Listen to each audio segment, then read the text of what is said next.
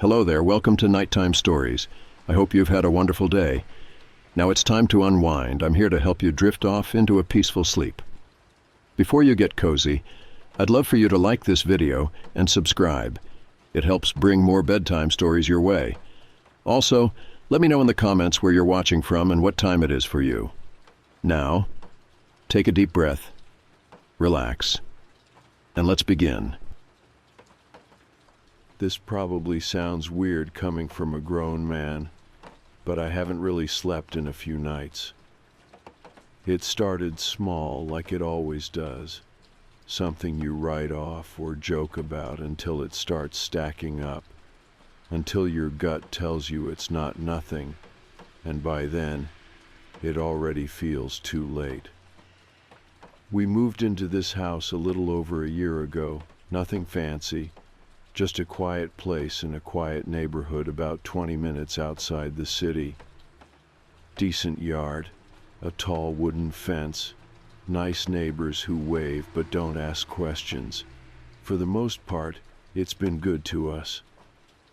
I work from home, my wife's a nurse, and we liked that the backyard had enough space for a small garden and maybe a dog one day. We never felt unsafe here. Until about a week ago. The first night, it was just a sound, a weird scratching at the back door. We figured it was an animal. We get raccoons sometimes, maybe a possum or something. I even turned on the porch light and went out there with a broom like an idiot, expecting to find one pawing at the screen. But there was nothing. No rustling in the bushes, no footprints, just silence. I went back inside, locked the door, and went to bed. Didn't think about it again until the next night. Same time, around 2 in the morning, we heard it again. My wife Mara sat up and asked, "Do you hear that?" I had been half asleep. But yeah, I did. That same faint scratching, not aggressive, but slow, repetitive. I got up again. This time I brought a flashlight. Still nothing in the yard. Just the sound of my own footsteps on the deck and the wind brushing through the trees. That should have been the end of it. 2 weird nights in a row, probably something small, harmless. We joked that we had a haunted raccoon, but even then, something was gnawing at me. That feeling you get when your instincts are trying to wake up and your brain keeps hitting snooze. Then came the third night. I was in the kitchen making a late sandwich. I'd been up working and I heard it again. Not scratching this time, just this sense, like something was out there. I walked over to the back door and flicked the light on. And that's when I saw him. There was a man standing in our backyard, not moving, just standing. He was tall, wearing dark clothes. His face wasn't visible, at least not clearly. He stood just past the edge of the deck, near the tree line. Close enough to see, far enough to be hidden in shadow. He didn't react when the light came on. Didn't flinch when I pulled the curtain open. He just stood there. I backed away from the door slowly and called for Mara. When she came in and saw the look on my face, she didn't even ask. She followed me to the front door, and we called the police from the driveway. They showed up 10 minutes later, walked the yard, checked the street, nothing. No footprints, no sign anyone had been there. The officer said it was probably a drunk guy who wandered into the wrong yard, that it happens more than people think. But I knew what I saw. That man wasn't drunk. He wasn't lost. He was watching the house. The next morning we bought motion lights and a security camera, one of those cheap ones you can check on your phone. I put it facing the backyard just above the door.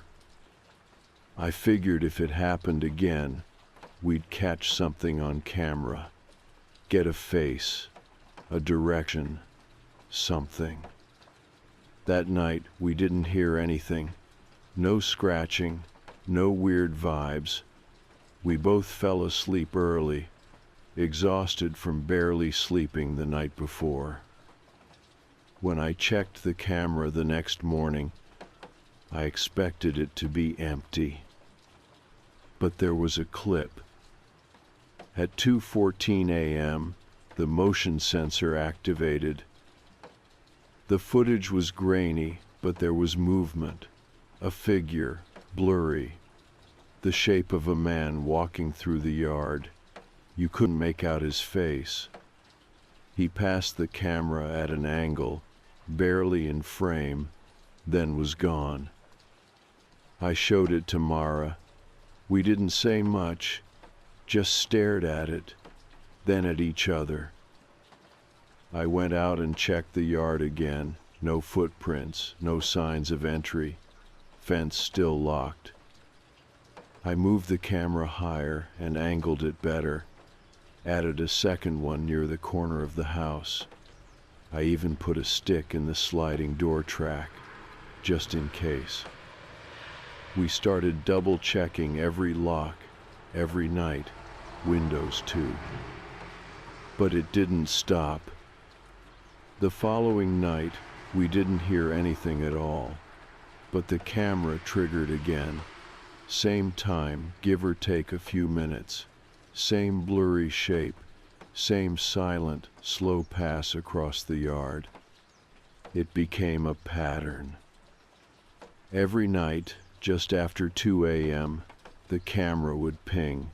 We'd check it, and there he was, always just a little out of frame, always barely recognizable. It got to the point where we weren't sleeping. Mara started staying at work later, picking up extra shifts so she wouldn't have to come home until daylight. I couldn't blame her. There was this pressure building, like we were being watched constantly, like the house wasn't ours anymore. I checked the cameras in real time some nights. Saturday on the couch in the dark with my phone open, refreshing the feed over and over, trying to catch him. Sometimes I thought I saw him standing just at the edge of the yard, out of view, like he knew where the camera stopped. I started thinking maybe it was someone nearby, a neighbor, someone who could see the house from theirs, who knew our schedule. One night, I even walked the block, trying to catch anyone lingering, any movement behind curtains. Nothing. Then came the worst part. 2 nights ago, I woke up around 3 a.m. The house felt off, like the air inside was heavier than it should have been. I went to check the back door, just out of habit. It was open. Not all the way, just a few inches. The lock was still in place, but the door had been pushed open enough to catch a draft. I stood there for a long time, staring at the gap, my stomach in knots. Then I looked at the floor and saw something even worse. A single wet footprint. Just one. Right in front of the door. I didn't sleep the rest of the night. And when I checked the footage the next morning, it was blank. Nothing recorded between 1:58 and 3:12 a.m. Just static. That's when I realized this wasn't just some guy messing around. And I don't think he ever left. After that night with the footprint and the camera glitch, something shifted. It's hard to explain. but the house stopped feeling like ours. You know how some places have that warmth to them, like they remember you, like they know you live there. That was gone. I'd walk into the kitchen and feel like a guest in my own home. Even the way light came in through the windows felt colder somehow, like the sun didn't bother trying anymore. Mara noticed it too. She didn't say it out loud, not right away, but I could tell. She stopped going into the backyard completely, wouldn't even look out the window when she passed it. And she kept the bedroom door shut during the day, which she never used to do. It's like she wanted to put walls between us and the outside, even when nothing was happening. But something was happening. We just couldn't see it. That's what started getting under my skin the most, the not seeing, the not knowing. We double-checked the locks every night. I bought more cameras, motion lights, even put little bells on the back door handle so we'd hear it if it moved. Didn't matter. The camera still glitched every night between 2 and 3. Every single night. It was never completely off, just scrambled, like someone had yanked the signal out of sync or was standing too close with a jammer. I Googled every possible explanation, tried different camera brands. Hardwired one directly instead of using the battery. Nothing changed. And there was always something small. A new footprint in the dirt near the fence. A smudge on the glass that wasn't there before.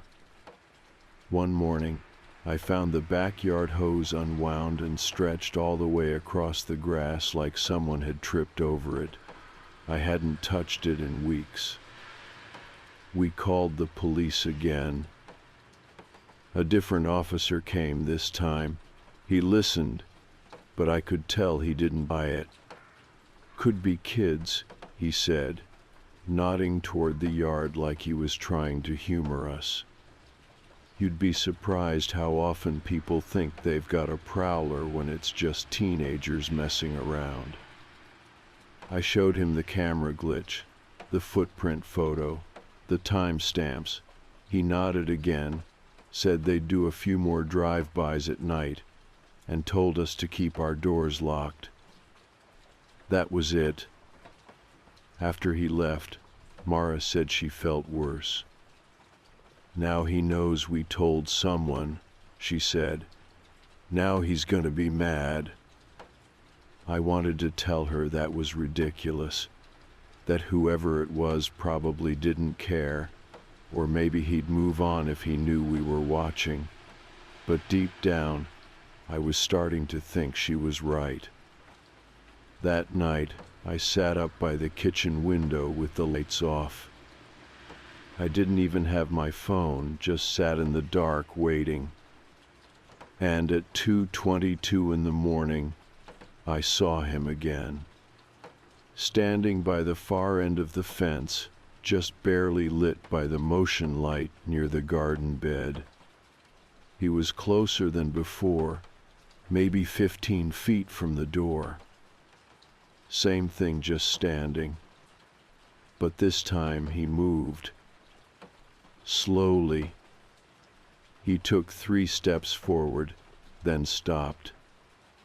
I could see his face better now, pale, maybe early 30s, no beard, no hat, just blank, no emotion. His eyes never blinked.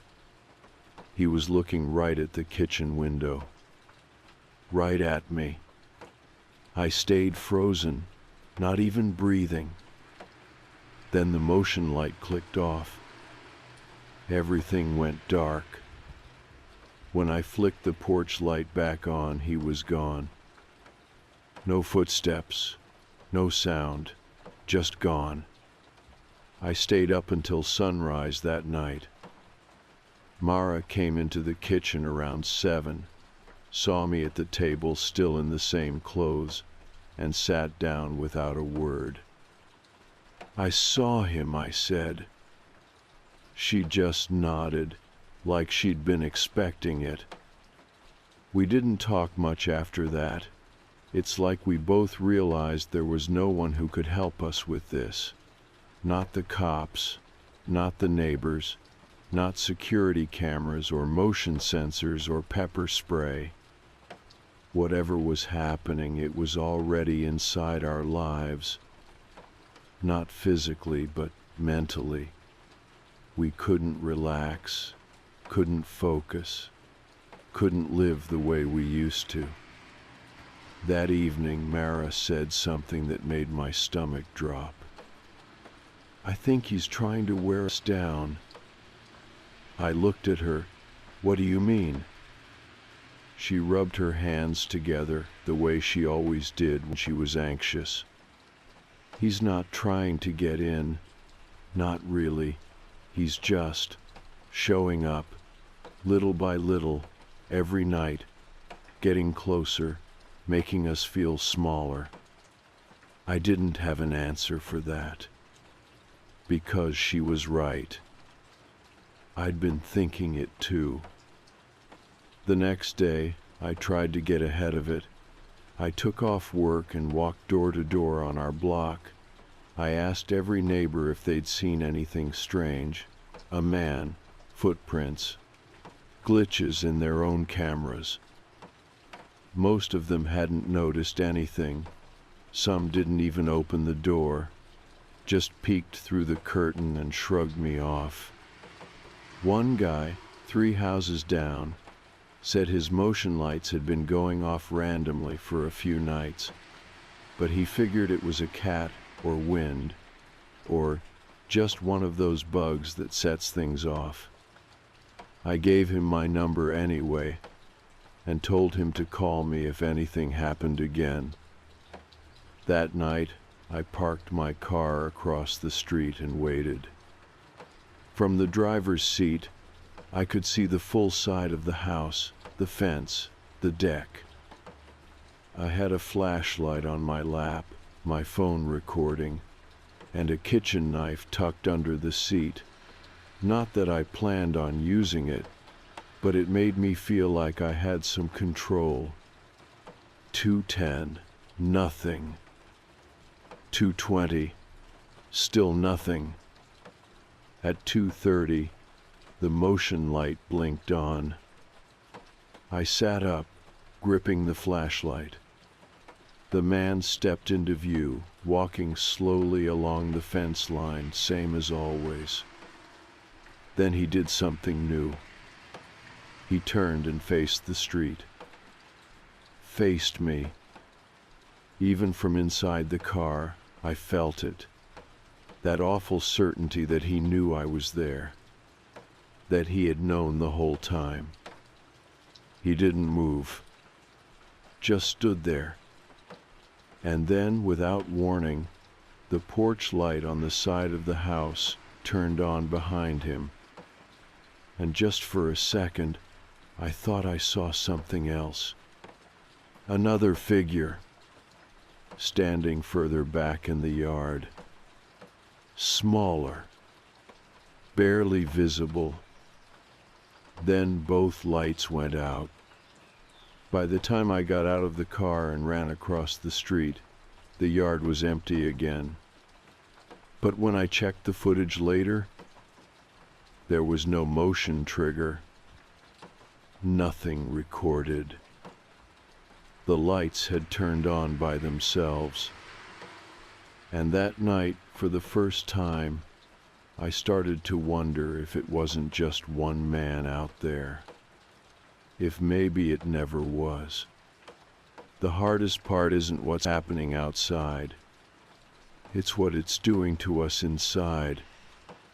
Mara and I used to be close in the kind of quiet way you don't think about. Shared routines, small jokes, the way she'd hum when she brushed her teeth, how she'd always take the mug from the far left of the cupboard without thinking. Normal couple stuff, easy stuff. Now every moment we spend in this house feels like something's pressing in from the walls. We hardly talk. Not because we're angry, but because there's nothing left to say that isn't already in both of our heads. We don't sleep at the same time anymore. One of us is always up, keeping watch, checking the cameras, pretending we're still in control. The footage hasn't helped. It just makes things worse. Every night, right around 2, the cameras start to glitch again. Not all at once. One of them will drop for a second, then come back with a frame or two of movement.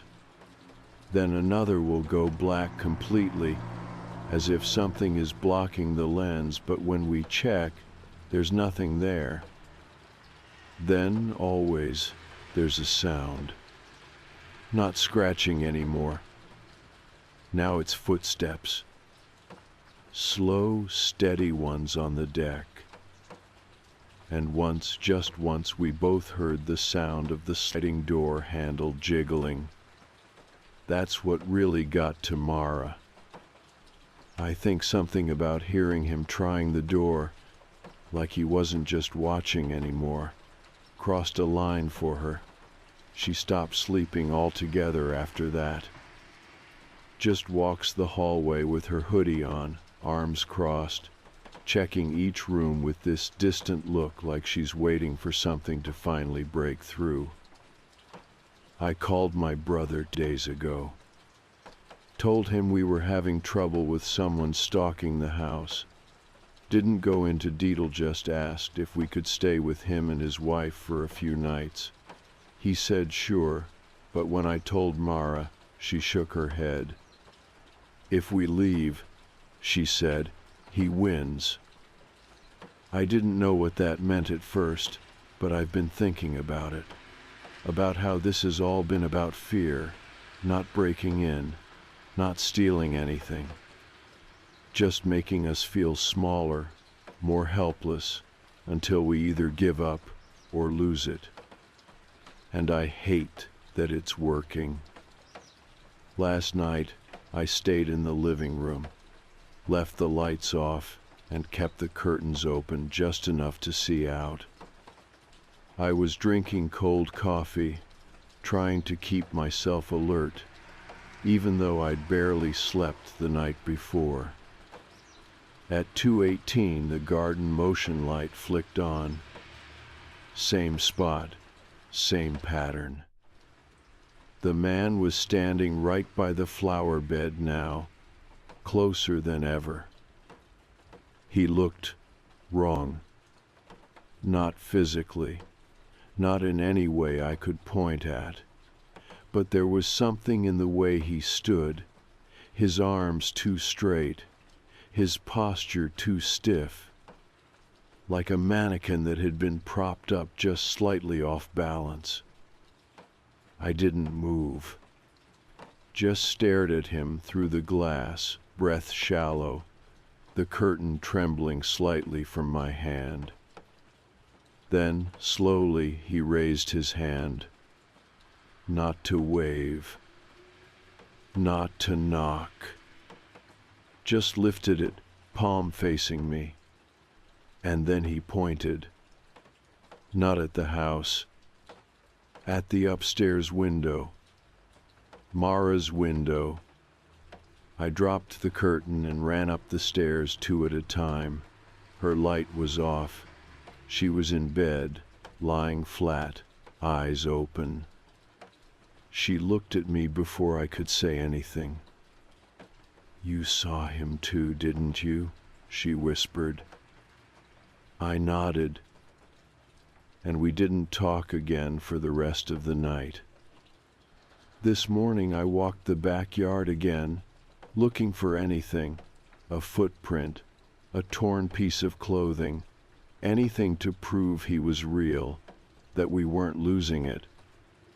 I found a trail of small, round indentations in the grass, barely visible, leading from the flower bed to the back fence. I followed them. and when I got to the fence, I noticed something new. There was a small round hole near the baseboard, maybe the size of a coin. Looked like it had been bored into the wood, not kicked, not weathered, drilled. I crouched down to look closer, and on the other side, I saw an eye. Just for a second, blinking, watching me. I stumbled backward so fast I landed on my side. By the time I scrambled to my feet and looked again, the hole was empty. I don't even know how to explain that to Mara. I haven't yet. I just said he was close again last night and left it at that. We both agreed to stay inside for the rest of the day. Curtains drawn, doors locked. I went around and reinforced every window with a dowel rod, taped over the old doggy door we never used. Checked the attic hatch. I don't know what good it'll do. Tonight, around 7, Mara came into the kitchen and told me something I wasn't ready for. I think he's inside. I stared at her. What? I think he's already been inside, she said, voice flat. Not last night, not today, before. She opened the drawer under the microwave and pulled out her spare keys. They're not where I left them, she said. They're in the drawer, but they're facing the wrong way. I didn't know how to respond. It felt like my brain couldn't process it. Like part of me wanted to shut down, pretend she was wrong, that it didn't matter. But deep down, I knew. We'd never checked for anything missing. We'd been so focused on keeping him out, we never considered he might have already been in. Maybe more than once. Maybe while we were asleep. I checked the cameras again, scrubbed through every glitchy section, nothing conclusive, same blackouts, same static, same blips of movement that might as well be shadows. I did notice something, though. In one of the oldest clips from 4 nights ago, just before the feed cuts out, there's something small. A figure, shorter than the man, standing in the far corner of the yard, barely visible, still as a statue. That's the part I can't get out of my head, because Mara and I live alone, and now I'm not sure how many people we're trying to protect ourselves from. We didn't leave the house the next day. I told my job I was sick. Mara already had the day off. We stayed inside together, drinking too much coffee and barely speaking, both of us pretending not to look at the windows every few minutes. The curtains stayed drawn. Even during the day, the lights were on. It felt like we were sitting in a bubble that was shrinking around us. After Mara told me about the keys, how they were turned the wrong way, I started checking the rest of the house. Not just locks and windows, but weird little details I never would have paid attention to before. The way the closet door in the guest room didn't close all the way anymore. The corner of the welcome mat outside that was always slightly curled. The flashlight I kept under the sink moved a few inches forward, just enough to make me wonder if I had touched it or not. I kept telling myself it was paranoia, but it wasn't. Around 11 that morning, I found something else. A single strand of long, dark hair on the inside of our bedroom window. On the inside. Neither Mara nor I have dark hair. Mine is short and brown, hers is lighter. This was long, almost black, stuck to the glass like it had been caught in the breeze. But the window hadn't been opened in weeks. I didn't tell her right away. I wrapped the strand in a tissue and tucked it in a drawer in the bathroom. I don't know why. I guess I just didn't want her to spiral even more. We spent the rest of the day trying to act normal. We played music, made lunch, watched some awful home renovation show where everything looks perfect by the end. It was stupid and loud and full of fake smiles, and for a few minutes it worked. We laughed. I saw the tension drop from her shoulders just a little. But then the doorbell rang. We both froze. Neither of us was expecting anyone. I stood up and walked to the door slowly, heart suddenly pounding in my ears. I looked through the peephole. No one was there. Not on the porch, not in the yard, nothing. I opened the door just enough to peek outside. A small white envelope was sitting on the welcome mat. No name, no writing. I brought it inside. Mara didn't want me to open it. She actually took a step back like she thought something was going to jump out of it. But I opened it. Inside was a single sheet of printer paper, folded once. Typed in the center, in all caps, was one sentence. You are being watched from inside. That's all it said. No threats, no demands, no explanation. Just that one awful sentence. I felt cold in places I didn't know could feel cold. The kind of chill that settles in your ribs and doesn't go away. Mara sat down hard on the floor, like her legs gave out. I locked the door, deadbolt, chain, stick in the track, every barrier we had.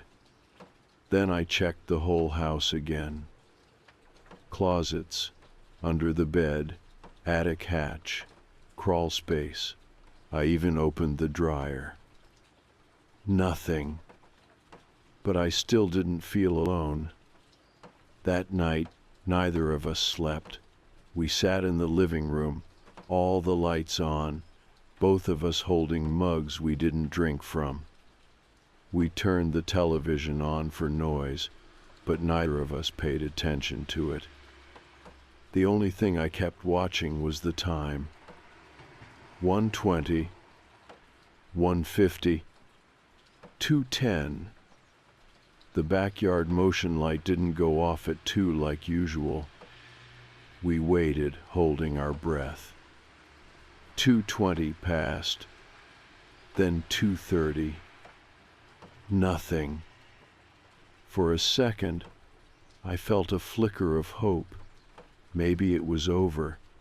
Maybe whoever it was finally got bored or moved on. At 2:43, the light in the hallway flickered once, then again. Then it went out. We didn't move. The rest of the house was silent. No footsteps, no sounds from outside. Just that light. I stood up slowly and looked down the hallway. Dark, still. But I noticed something strange. The light wasn't off. It was just covered. Like someone had placed something over it. I started walking, careful not to make noise. As I got closer, I could see it more clearly.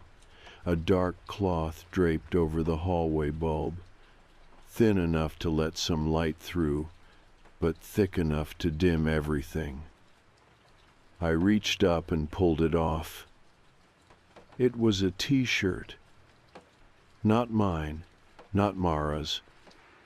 Just some random, worn-looking black shirt. I held it in both hands, heart racing, stomach twisting. And that's when I heard it. A soft creak. From the guest room. Mara was still in the living room. I looked back at her. She nodded once. I walked to the guest room door, which was already cracked open. I pushed it slowly. The room looked empty, same as always. Spare bed, unused desk, closet doors closed. But something was different. The air felt used, like someone had been breathing in it, like the space had been occupied just a few moments before. I checked the closet. Nothing. But when I turned to leave, I noticed the desk drawer was open. Inside was my old notebook.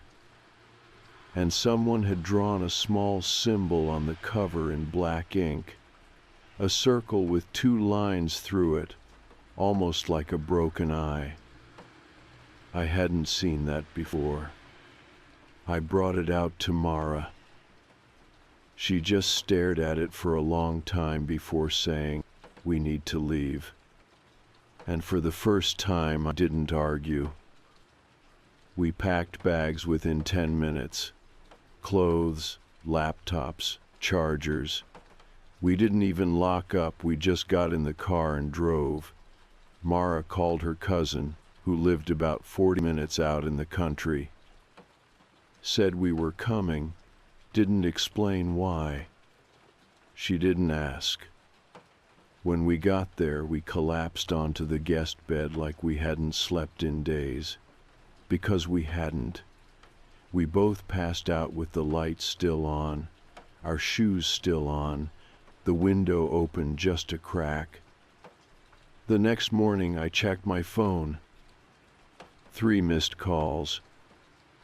No number, just unknown. And 1 text. No name. Just the same broken eye symbol. And the words, "You left too late." I stared at the text on my phone for what felt like minutes, maybe longer. The same strange symbol, that broken eye, and those 4 words. You left too late. I didn't show Mara right away. She'd finally gotten a few hours of sleep, curled up under her cousin's guest blanket, the tension finally gone from her face. I just sat at the edge of the bed and tried to breathe normally, tried to remind myself that we were far away now, that the doors here had different locks, that the view from the windows was of open fields, not fences and shadows. But it didn't matter. He had followed us. Or maybe he'd never needed to. That was the part I still didn't understand, how someone could slip into our lives so easily, so quietly, how he could turn our own home against us without ever making a sound. Mara woke up around 10. She looked better, a little disoriented, but more herself than I'd seen her in days. She went straight to the shower while I made coffee in the tiny kitchen. Her cousin had left early for work, so the house was quiet except for the birds outside and the occasional creak of old floorboards. I kept thinking about that t-shirt, the one over the hallway light, how he must have been inside the house with us, even while we were awake, how close he must have been.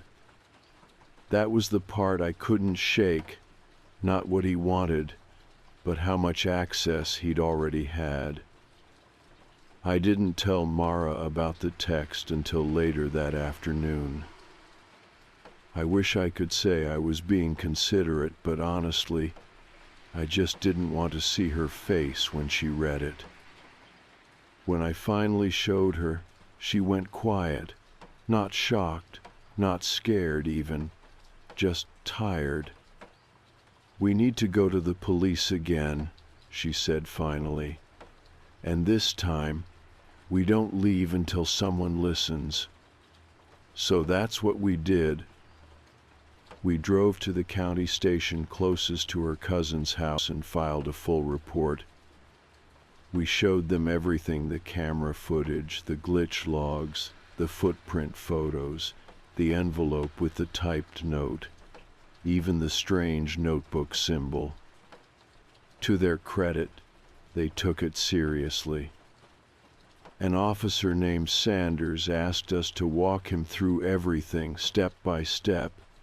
He didn't interrupt, didn't roll his eyes or make jokes about pranksters or wildlife. He just wrote everything down and asked clear, calm questions. At the end of it, he said something I'll never forget. "You're not the first people to report something like this." I blinked. Like what? A stalker? He looked at us carefully. "Not exactly."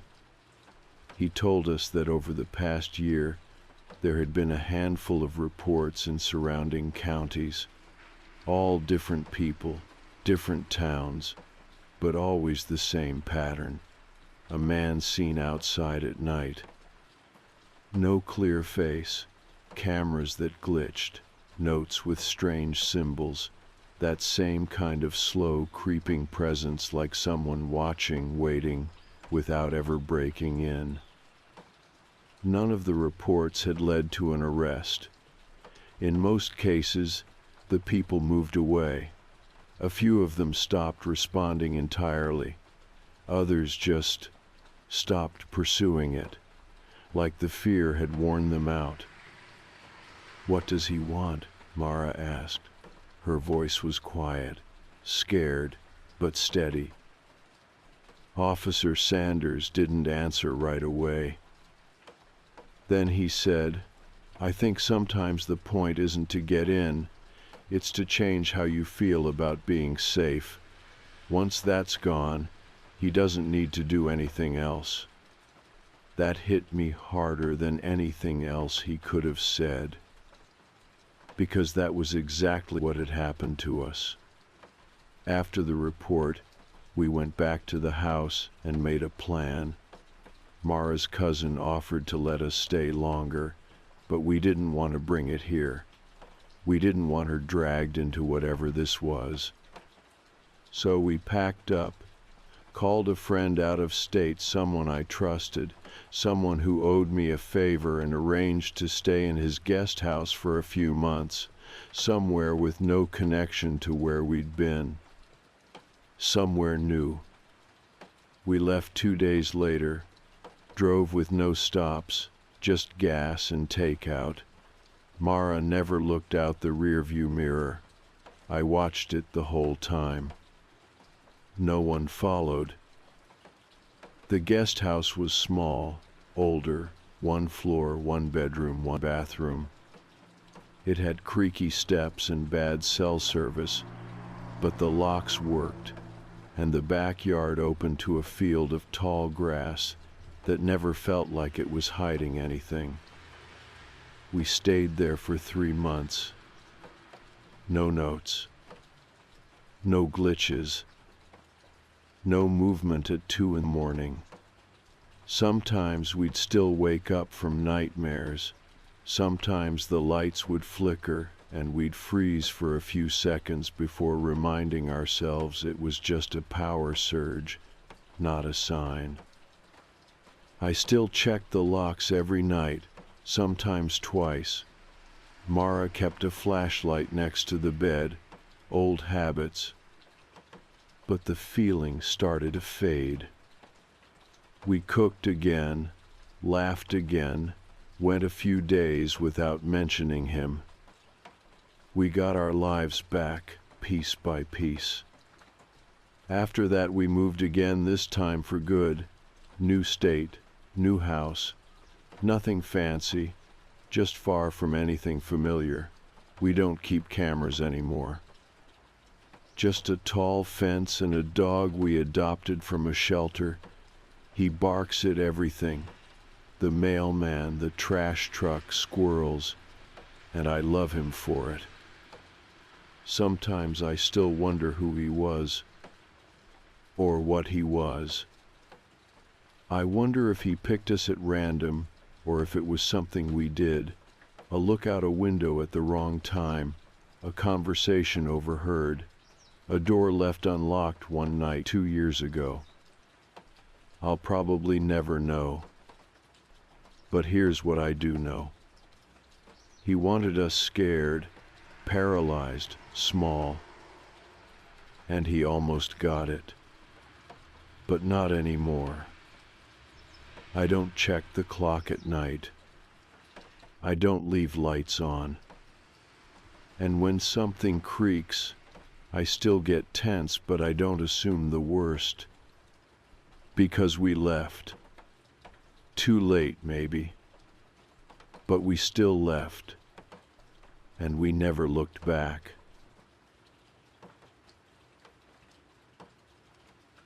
It was a typical Tuesday morning when I decided to head down to Brood Awakening, the small coffee shop on the corner just a few blocks from my apartment.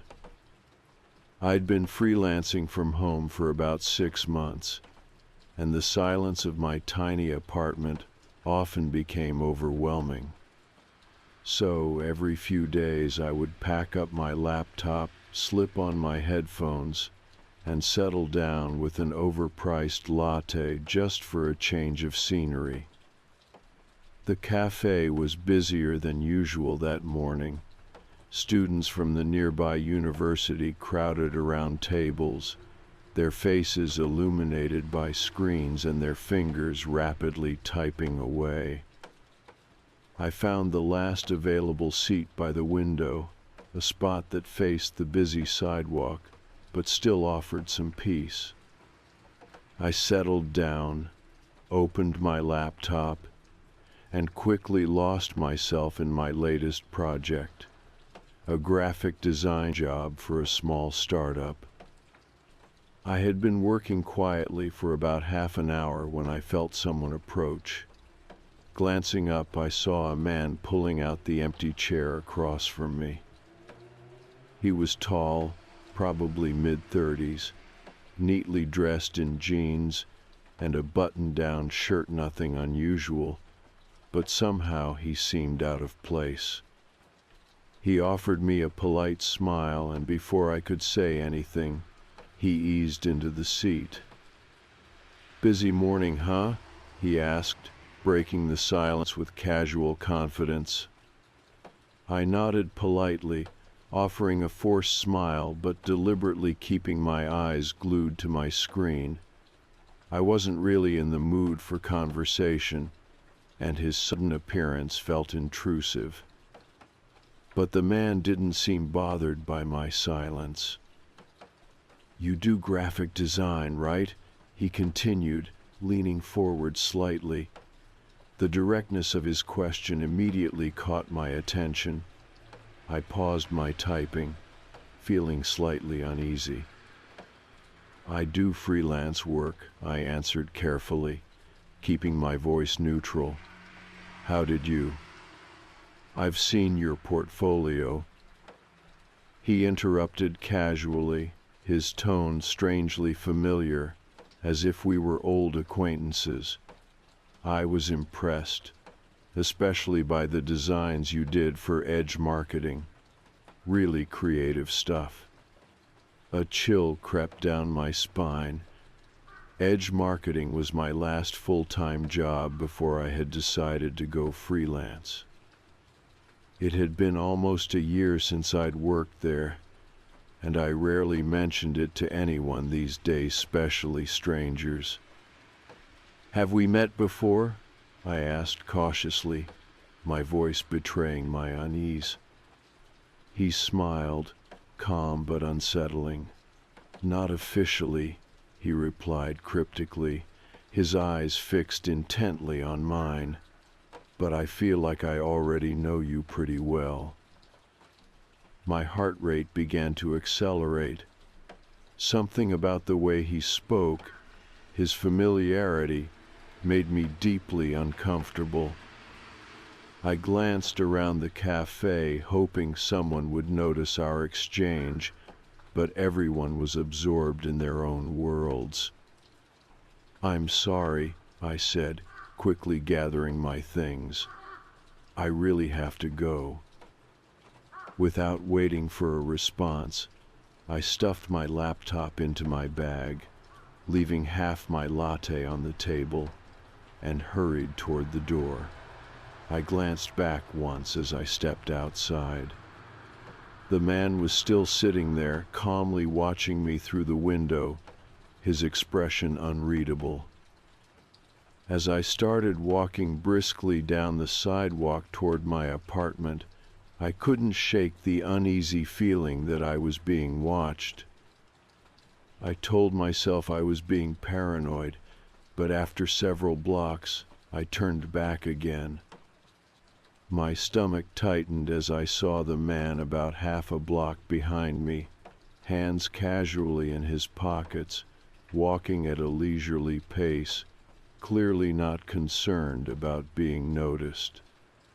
Fear surged through me, and I quickened my pace, almost jogging as I navigated the final streets to my building. By the time I reached the front door, my heart was pounding in my chest, my hands trembling slightly as I fumbled to unlock it.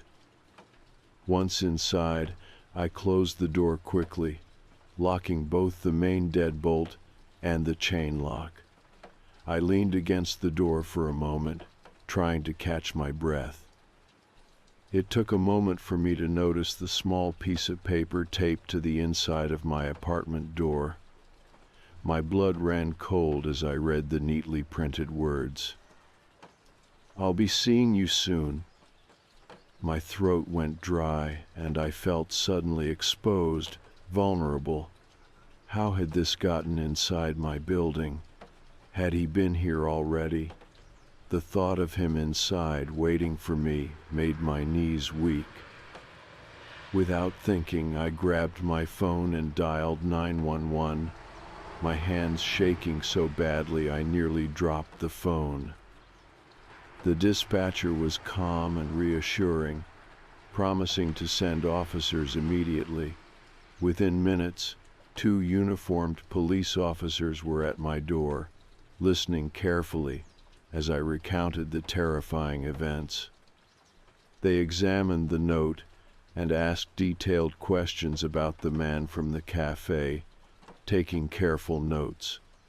After checking my apartment thoroughly, they found no sign of forced entry or that anyone had been inside. But it did little to calm my nerves. "Do you have somewhere else you can stay tonight?" one of the officers asked gently, clearly sensing my fear. I nodded slowly, thinking of my friend Jenna, who lived across town.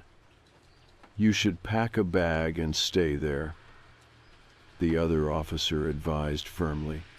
"We'll file a report, and an officer will patrol the area frequently over the next few days. If you notice anything else, don't hesitate to call." I thanked them weakly, quickly packing a bag with essentials, feeling my hands tremble as I zipped it shut. When they left, they promised to keep an eye on things, but as I stepped outside again, I still felt exposed. Every corner seemed to hide danger now, every face unfamiliar and suspicious. By the time I reached Jenna's place, my nerves were frayed. I explained everything to her, and she listened carefully, concerned and supportive. That night, sleep didn't come easily. Each time I closed my eyes, I saw the man's calm, unsettling smile, and heard his quiet, confident voice telling me he'd been watching me. I made the decision right then that I had to move. The apartment no longer felt safe. My routine had been compromised, and my privacy violated. Over the next 2 weeks, I quickly found another place across town and made arrangements to leave my apartment behind. But as I packed my last box, I couldn't shake the feeling that this wasn't over yet. I wondered if leaving would truly keep me safe, or if the stranger who knew my name had only just begun to make himself known. After I moved to my new apartment across town, I tried my hardest to leave the unsettling encounter behind. For a few weeks, it seemed like the worst was over.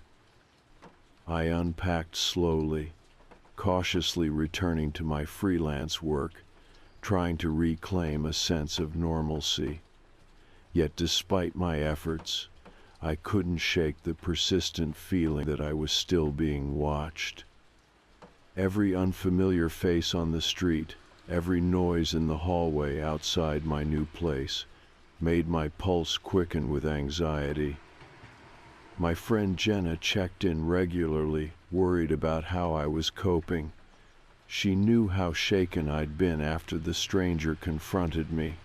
I assured her I was fine, not wanting to burden her further. But the truth was, each day felt like a cautious balancing act between convincing myself everything was normal and looking over my shoulder for any signs that it wasn't.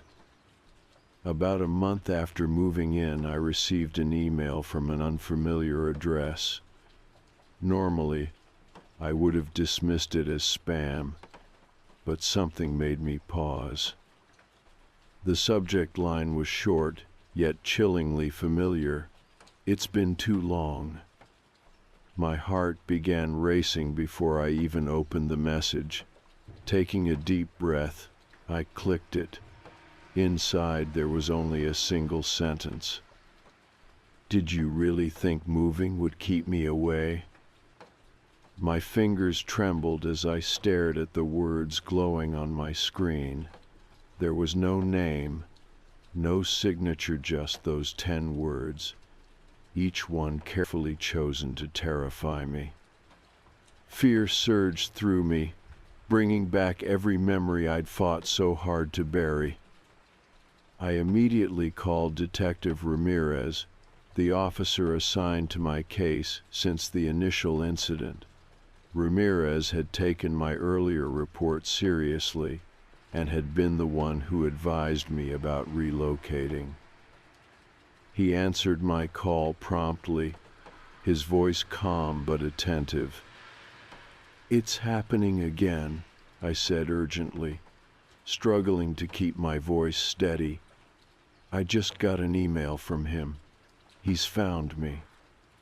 Detective Ramirez asked me to forward the message immediately, promising to look into the source and increase patrols in my new neighborhood. He reminded me to stay vigilant, keep my doors locked, and not engage in any communication with the sender. "Can't you trace the email?" I asked desperately, feeling helpless. "We'll do everything we can," he assured me calmly. "In the meantime, stay alert. Call me directly if anything else happens." Days passed slowly, each one filled with tension and paranoia. I barely slept, staying up late checking the locks repeatedly, double-checking the windows and doors. I avoided going out, even skipping my usual trips to local cafes and grocery stores, relying instead on deliveries. My apartment, which was supposed to be a fresh start, had become my prison. Then, one evening, just after sunset, I received a package at my door. It had no return address, no label, just my name neatly written in bold letters. My stomach twisted into knots as I carried it carefully inside. Setting it on the kitchen counter, I stared at it, debating whether or not to open it. My hands shook as I finally tore through the tape, dread pooling in my chest. Inside the box, neatly placed on top of white tissue paper, lay a small, leather-bound notebook. Its dark brown cover showed signs of frequent handling, edges worn and faded. My fingers brushed its surface cautiously, and I slowly opened it. My heart skipped as I saw familiar words scribbled on the first page, notes on my daily routine, details of where I'd been, people I'd seen, even conversations I'd had months ago. It was a diary meticulously documenting my life in disturbing detail. Each page contained precise timestamps, observations, and unsettling notes about things I never thought anyone else could notice.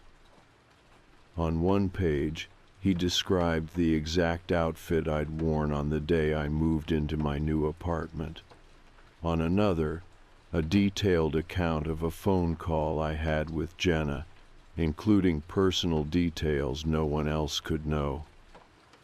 I felt dizzy, violated, terrified beyond comprehension. He hadn't just been watching, he'd been obsessing over every aspect of my life, following me more closely than I'd ever imagined. I called Detective Ramirez again, my voice shaking uncontrollably as I explained the contents of the package. He arrived quickly, examining the notebook with a grave expression. After carefully flipping through several pages, he closed it slowly, his eyes serious but reassuring.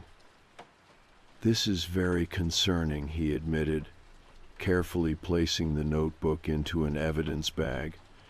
"We're going to take this seriously. I promise we'll track this person down." He asked me to come to the station, where I gave a detailed statement, recounting everything from the coffee shop encounter to the diary I'd received. The police technician carefully examined the notebook for fingerprints or other clues. Detective Ramirez promised regular patrols and suggested additional security measures for my apartment, including installing a camera at my front door. Despite the detective's reassurances, I felt more vulnerable than ever. The diary had proven my stalker was not only close by, but deeply embedded in my daily life. I couldn't help but wonder how much he'd already infiltrated my world. Had he watched me from afar, or had he managed to get closer without me noticing? In the days following, I became increasingly cautious. I altered my schedule constantly, took different routes when walking outside, and kept blinds drawn at all times. Each evening, I'd check the new camera footage, anxiously scanning for anything suspicious. Yet each day ended the same: no sightings, no unusual activity, just hours of tense waiting and restless anxiety. Jenna offered to let me stay with her again, but this time I refused. I couldn't bear the thought of bringing danger to her doorstep. I was determined not to involve anyone else, though loneliness and fear became my constant companions. 2 weeks passed, filled with silence. I received no more emails, no packages, nothing unusual. I started to feel cautiously optimistic, hoping perhaps the intense police involvement had scared him off. But deep down, I knew better. This quiet was unsettling, like the calm before a storm. Then, late one night, just as I was finally drifting off to sleep, my phone buzzed loudly on the bedside table. I jolted awake, heart racing. The screen showed an unknown number. For a moment, I considered ignoring it, but fear compelled me to answer. "Hello," I whispered nervously, my breath catching. Silence greeted me at first, then a soft, familiar voice spoke clearly and calmly. "You shouldn't have involved the police. Now things have to change." The line went dead before I could respond, leaving me alone in suffocating silence. Panic gripped my chest, making it impossible to breathe. He knew the police were involved. He knew everything. My nightmare wasn't over, it had just escalated, and now I knew there was no turning back. After the phone call, I sat on the edge of my bed, feeling completely exposed. His voice kept replaying in my mind, quiet, controlled, and unsettlingly calm. He knew about the police. He knew about the investigation.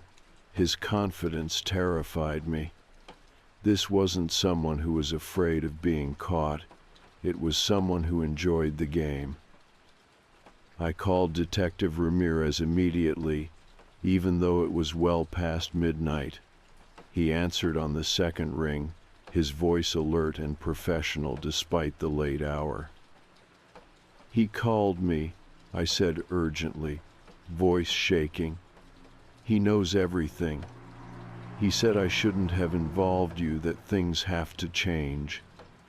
Detective Ramirez was silent for a moment, clearly processing this new information. Finally, he spoke firmly. "We're going to find him. In the meantime, you shouldn't be alone tonight. Is there somewhere safe you can go?" "I'll call Jenna," I replied quietly, feeling a surge of guilt for involving her again, but I knew Ramirez was right. Staying alone was no longer an option. "Good. We'll have an officer check the perimeter of your apartment immediately," he assured me. "Call me the second anything else happens. We're not taking this lightly." Within minutes, a patrol car arrived outside my apartment. I watched from the window as two uniformed officers carefully examined the building, flashlights cutting through the darkness. Even with their reassuring presence, I felt vulnerable. After checking every lock again, I quickly packed another overnight bag and called Jenna, who answered immediately, sounding worried yet relieved that I had reached out. "Stay on the phone until you get here," she instructed firmly, her voice comforting as I stepped outside. The night air felt heavy.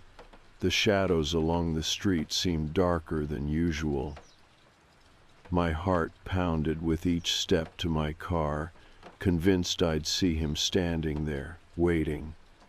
But the street remained empty, quiet except for the distant sound of traffic. The short drive to Jenna's apartment felt impossibly long. Every headlight behind me made me nervous. Every parked car along the curb, a potential hiding spot for him. Only when I parked safely outside her building and saw Jenna waiting anxiously by the door did I finally exhale. She hugged me tightly, pulling me inside quickly and locking the door behind us. "You're safe here," she reassured me, guiding me to her living room, where she'd already prepared blankets on the sofa. "The police will find him." But I couldn't share her optimism. This wasn't just a random stalker. It was someone who'd studied me, who'd invaded every corner of my life. I spent the night drifting in and out of restless sleep, haunted by the sound of his voice and the memories recorded in the diary he'd sent me. The next morning, Detective Ramirez called early, sounding determined. We traced the phone number from last night. he explained carefully. It was from a prepaid phone, bought anonymously, but we did confirm the location of the call just 2 blocks from your apartment. My stomach tightened painfully at his words. He'd been watching, waiting just outside my home, carefully planning every step. Ramirez sensed my silence and quickly continued. We're increasing surveillance around your apartment building and assigning undercover officers nearby. We need you to stay calm and continue your routine as normally as possible. It's important. He doesn't realize how closely we're watching. I agreed reluctantly, although normal no longer felt possible. Jenna insisted I stay with her until we knew more, and Ramirez strongly supported the idea. He believed the stalker would eventually reveal himself, either through another call message or by attempting direct contact again. Over the next few days, police presence increased dramatically around my apartment building. Unmarked vehicles parked discreetly nearby. Officers in plain clothes casually walked around the neighborhood, blending into daily life. Meanwhile, my anxiety spiraled. Every phone call made me jump. Every unfamiliar car parked outside Jenna's apartment sparked panic. But the stalker remained silent, almost as if he knew exactly what was happening and was simply waiting. Each quiet day felt like a twisted form of torture as I anticipated his next move. Then, nearly a week after I'd arrived at Jenna's, something changed again. Early one morning I received another email. This time the subject line simply read, "It's time." I stared at it, heart racing. I didn't want to open it, yet I knew I had no choice. Taking a deep breath, I clicked it open. Inside was a single line. "Meet me tonight, 9 p.m. at Brood Awakening. Come alone. If you involve the police again, you'll regret it." Fear surged through me. It was a blatant trap, yet part of me wondered if meeting him directly was the only way this nightmare would ever end. Maybe I could finally confront him. Maybe the police could catch him in the act. I immediately called Detective Ramirez again, explaining the message in detail. He listened carefully, then paused before responding. "We can't let you go alone," he said firmly, his voice filled with concern. "It's too dangerous, but this could be our best opportunity to finally catch him." We made a careful plan. I'd go to the coffee shop, acting as if I'd complied with his demands. But undercover officers would already be inside and stationed nearby, discreetly blending in. The goal was to get him to approach me directly, giving them the chance to arrest him safely. As evening approached, my nerves intensified. Jenna stayed with me, reassuring me, helping me prepare mentally. I knew Ramirez and his team were carefully setting up surveillance, but the risks still felt overwhelming. What if he sensed the trap? What if something went terribly wrong? Finally, at 8:45 p.m., I left Jenna's apartment. Driving to the coffee shop as calmly as possible, my pulse racing. I parked a block away and walked the short distance, noticing unfamiliar people scattered strategically around the area officers, blending seamlessly into the busy sidewalk crowd. Inside the coffee shop, I took a seat near the window, forcing myself to remain composed. The place was busy, customers chatting and drinking coffee, completely unaware of the tension unfolding around them. Minutes ticked by slowly, painfully. 9 o'clock came and went, each passing moment increasing my anxiety. Then, at exactly 9:15, my phone buzzed with a text from an unknown number. "I told you to come alone. You didn't listen. We'll try this again soon." I froze, realizing instantly he'd noticed the officers. Somehow he'd known about the plan. Panic gripped me. I quickly showed the message to an undercover officer sitting nearby. He immediately radioed Ramirez, alerting him that our cover had been blown. Officers discreetly searched the surrounding area, but found nothing, no sign of him, no suspicious activity. He'd slipped away silently, clearly observing from a safe distance. Feeling defeated, I returned to Jenna's, the realization clear. This stalker wasn't just caught-ish, was always a step ahead, carefully watching every move he made. I wondered if there was any place left where I could truly feel safe. That night, alone in Jenna's guest room, I lay awake, replaying every detail. My sense of safety had completely shattered. I'd done everything right, gone to the police, moved homes, remained cautious, but nothing had stopped him. He'd invaded every part of my life, and now he knew my every attempt to fight back. I knew one thing for certain: this wasn't going to end easily. The stranger who knew my name was still out there, waiting patiently, always watching. And he was clearly not finished with me yet. In the aftermath of the failed attempt at brood awakening, my fear intensified, leaving me in a constant state of tension. The stalker's warning echoed relentlessly in my thoughts. "You didn't listen. We'll try this again soon." I was exhausted, tired of constantly looking over my shoulder, jumping at every shadow, and fearing every unfamiliar face. It felt like an endless nightmare, one where he always had the upper hand. Detective Ramirez refused to give up, though. He visited regularly, reassuring me, promising to find new leads. He told me he had requested security footage from every shop and building surrounding brood awakening. If the stalker had been close enough to see the police presence, maybe he'd made a mistaken appearance on camera, a suspicious vehicle, anything to identify him.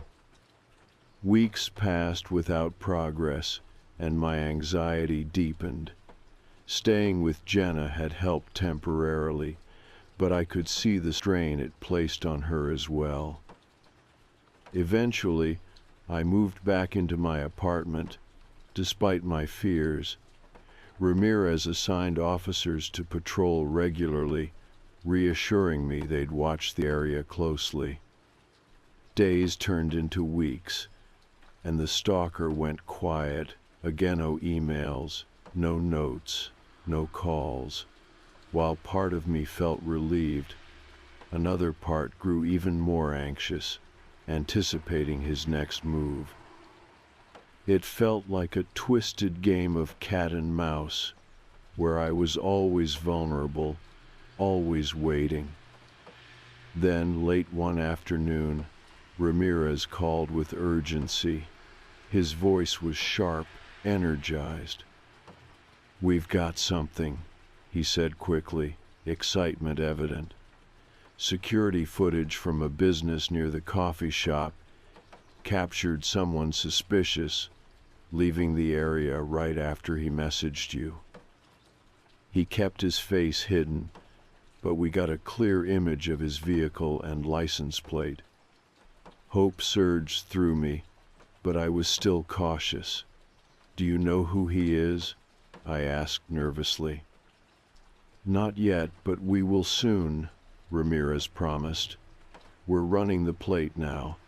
I'll update you as soon as we get a hit. For the first time in weeks, I felt a small sense of hope. Maybe this nightmare would finally end. Still, I couldn't let my guard down. Until the police had him, I knew the danger wasn't over. The next day, Ramirez called again, his voice even more determined. We have him identified. His name is Jonathan Reed. He's 36, no criminal history, but he did work briefly at Edge Marketing, just like you. The name felt vaguely familiar, but I couldn't place a face. He worked there? I asked, confused. Briefly, in it, Ramirez confirmed. About a year before you left. Seems he developed an obsession with you there, quietly following your work and your life ever since. I felt sick, knowing he'd been observing me for that long without my knowledge. The thought made my skin crawl. Do you know where he is now? I asked urgently. We're tracking him down, Ramirez assured me. But we haven't found him yet. He stopped going home. Hasn't shown up at his usual spots. He knows we're close. The next several days were agonizing. I stayed indoors as much as possible, waiting for updates. Police presence around my apartment intensified. Undercover officers maintained constant surveillance, but still, Jonathan Reed remained elusive.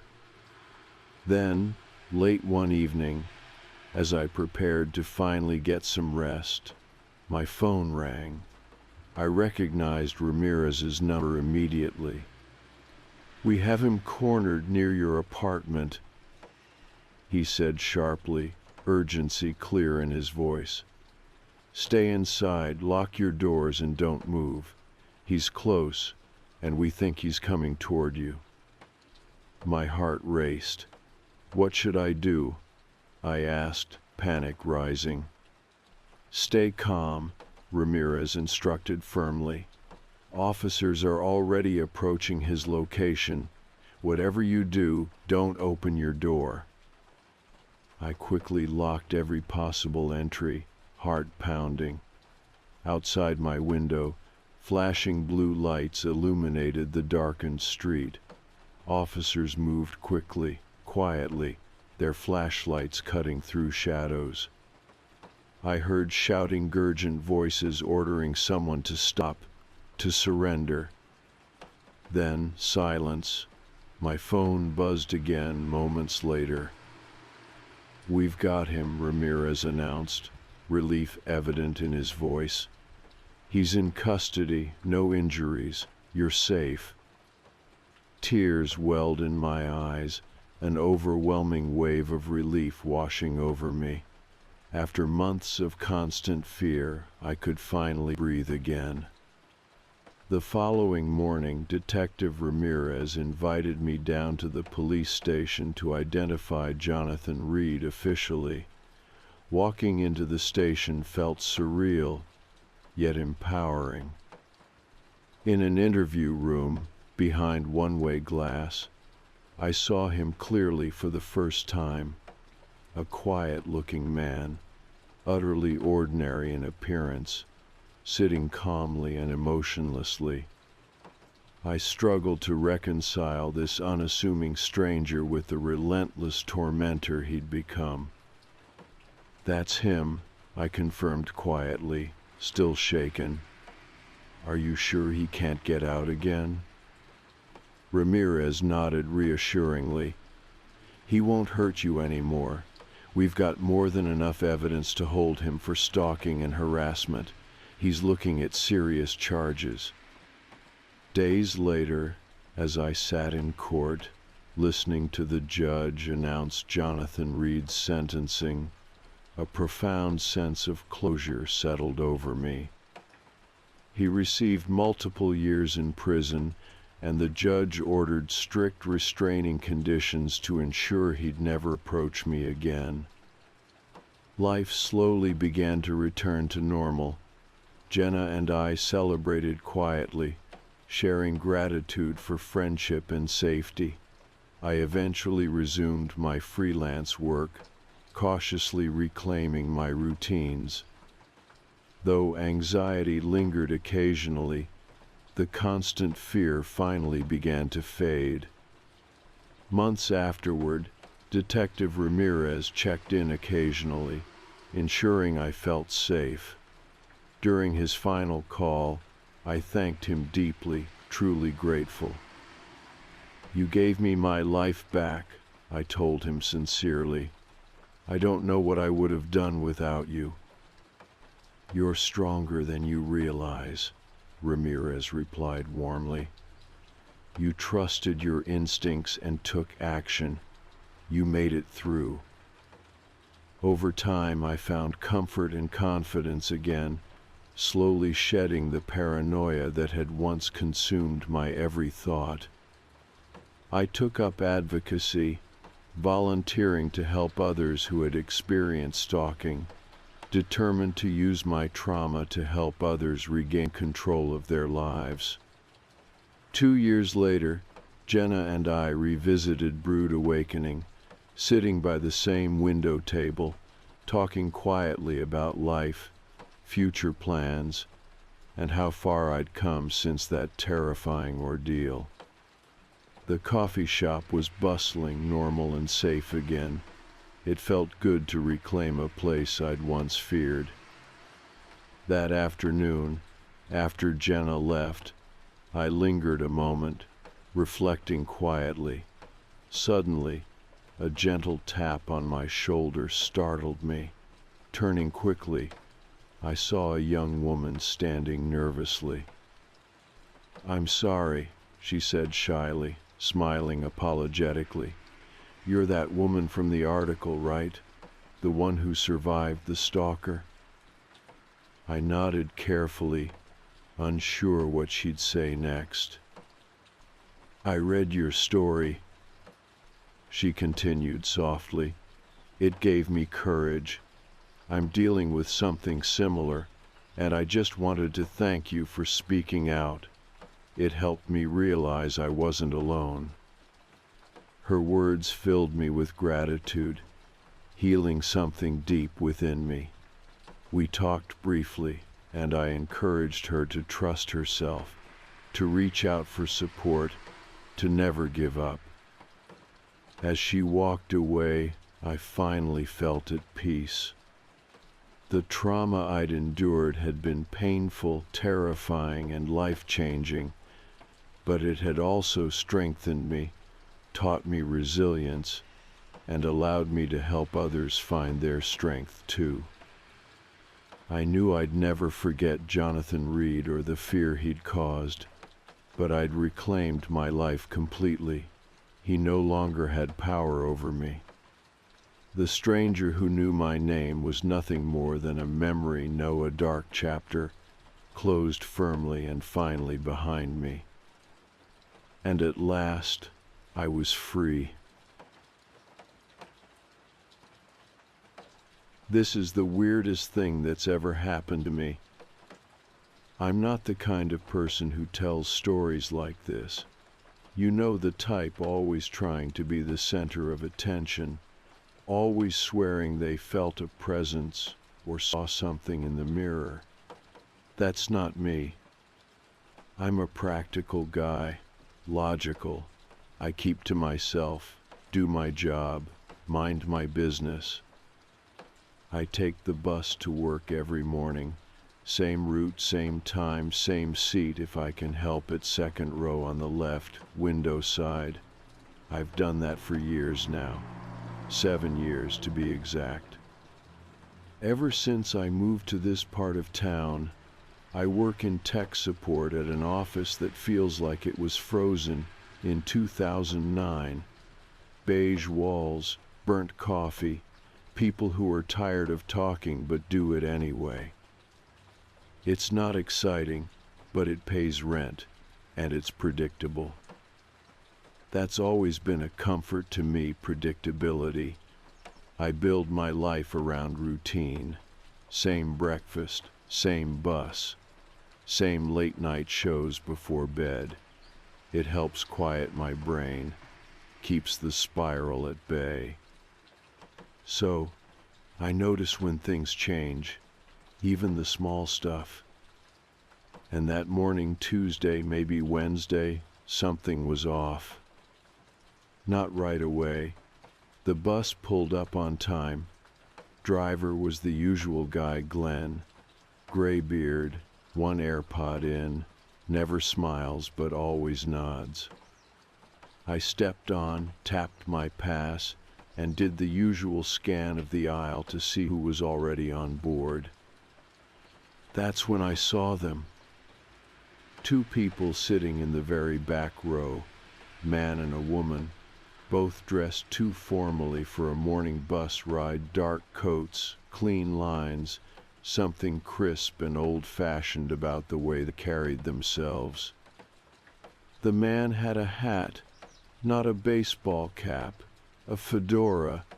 Who the hell wears a fedora at 7:30 in the morning? But it wasn't their clothes that stopped me mid-step.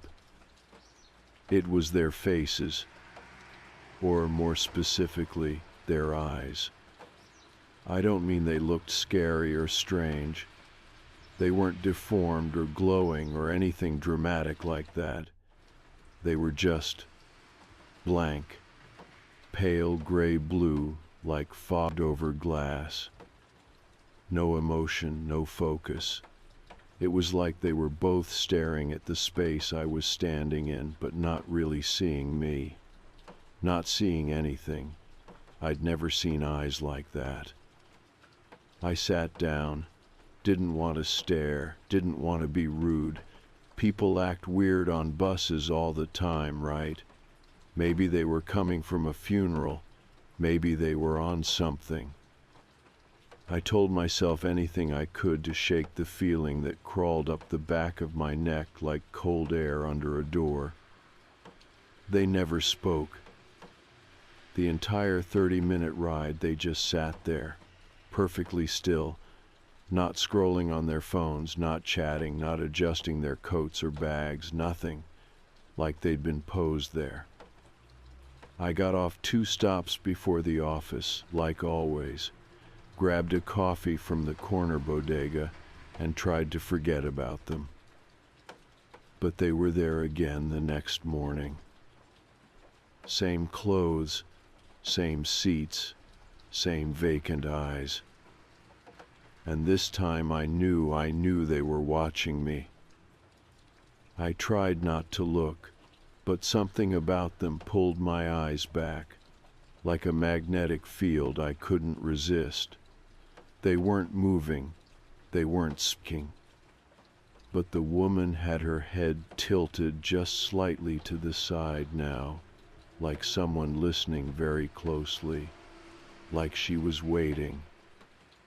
The man's hands were folded in his lap, fingers interlocked. His knuckles were white. I tried to tell myself they were just odd commuters, that maybe I'd been so locked into my routine for so long that I'd just forgotten how often new people came and went.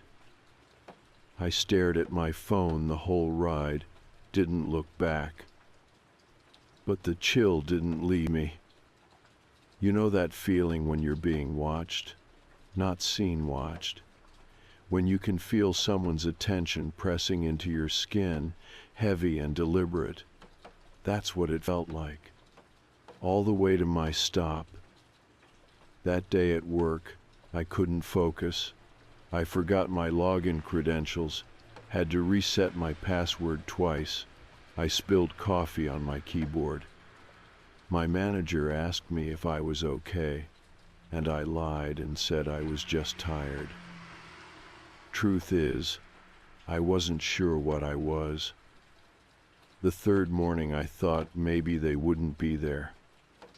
I told myself I was being paranoid. I'd had a bad week, that was all. I hadn't been sleeping well. The heating in my apartment was acting up. Normal stress. That's what I told myself. But I didn't believe it. I hesitated before getting on the bus that day. My hand hovered over the card reader like my body was giving me a chance to turn around. But I got on. And they were there. Same clothes, same seats, same dead eyes. Except now, they were smiling. Not big smiles, just the corners of their mouths pulled slightly upward, like they knew I saw them, like they were pleased. I sat farther up this time, closer to the front, couldn't help but check the mirror above the aisle, you know, the one that lets the driver keep an eye on the passengers. They weren't in it. I blinked, looked again. The seats were empty. But when I turned in my seat to glance back, there they were, still watching. That's when I knew. Something was wrong, very wrong. And it wasn't just in my head, because no one else seemed to notice them. Not Glenn, not the high school kids who usually sat in the back row, not the old woman who always wore purple and complained about the cold. The strangers were taking up space, my space, but no one acknowledged them. I wanted to ask Glenn. I wanted to say, "Hey, did you see those two in the back?" But the words felt stupid even before they reached my mouth. What was I supposed to say? "There are ghosts on your bus. Two strangers are haunting my commute." Number. I stayed quiet. But I knew this wasn't just bad sleep or anxiety. They were there for me. And somehow, I could feel it. They were waiting for something. I just didn't know what yet. I didn't sleep that night. Not because I was afraid they'd come to my door or anything like that. It wasn't that kind of fear. It was the kind that clings to the edges of your thoughts, making everything feel slightly off. Like the floor is tilted just enough to make you unsteady, but not enough to convince anyone else there's a problem. I kept thinking about the mirror on the bus, about how they weren't in it.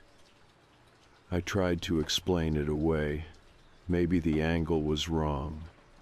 Maybe the overhead light was reflecting weirdly. But I knew. You know when something's real, even if logic hasn't caught up yet. That's the part that makes it hard to talk about. When you can't prove anything, but your gut is screaming.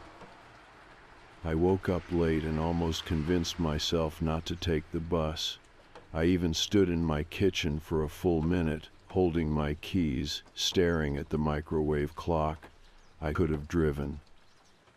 It would have taken longer, but I could have done it. But routine has a gravity to it, especially when your life is built around it. It felt safer somehow to stick to what I knew. The bus stop was quiet when I got there. Just me and some kid in headphones. I kept glancing down the street, waiting to see the headlights come over the hill, dreading it, hoping for it. The second the bus came into view, I felt it again, that weird sense of inevitability, like I was standing on tracks and the train was already too close to stop. I got on. My hand hovered over the card reader again, just like the day before. Glenn gave his usual slow nod. I scanned the aisle. They weren't there. I let out a breath I didn't realize I'd been holding, took my usual seat, tried to act normal. We pulled away from the curb. 10 minutes in, the bus stopped to let on more passengers. A young woman with 2 tote bags, an older guy in a windbreaker. Them. They walked on together just like that, in sync, like they'd choreographed it. Same clothes, same faces, same blank, knowing expressions. They didn't scan passes, didn't speak to Glenn. They just moved quietly to the back row and sat down, right where they always sat. Only this time, the man turned his head, slowly, until his eyes met mine. He didn't blink. And the woman, she smiled again, a little wider this time. I felt ice in my spine, real, physical cold, like someone had opened a freezer behind me. I turned away fast, almost too fast, kept my eyes on the window for the rest of the ride, even though I couldn't focus on anything I saw, just blur. Trees, buildings, movement. Nothing stuck. I didn't check the mirror again. At work, I told myself I needed a distraction, something mechanical, something to occupy my brain. I buried myself in tickets and troubleshooting. My coworkers barely noticed. They were used to me being quiet. I was the guy people liked because I didn't ask questions. Just fixed the thing, said all good, and left. I liked it that way. But now I was cracking around the edges. On my lunch break, I looked them up. Not the strangers, I didn't even know where to start with that, but the bus route. Transit records, lost time reports, anything strange. I found nothing. No accidents, no driver complaints, no notes about fare evasion. Except one blog post, buried in an old transportation forum, posted 6 years ago by someone with a username like Clocks Are Lying. It was about Route 111, my route. A guy said he used to take it every day and once saw a woman in the back row who never blinked. Said he rode that bus for 6 weeks straight, and she never changed seats, never looked up. He stopped taking the bus after that. Claimed she showed up outside his apartment a few days later, just standing across the street. That post had no replies. The user never posted again. I bookmarked it anyway. That night, I stayed at the office late. Not because I had to, just didn't want to go home. Didn't want to be alone with my thoughts, or worse, with whatever was happening to me. Everything felt thin, like the world was holding together by threads, and if I pulled on the wrong one, everything would unravel. When I finally made it back to my apartment, I stood outside the building for a while, scanning the shadows. Nothing, no one.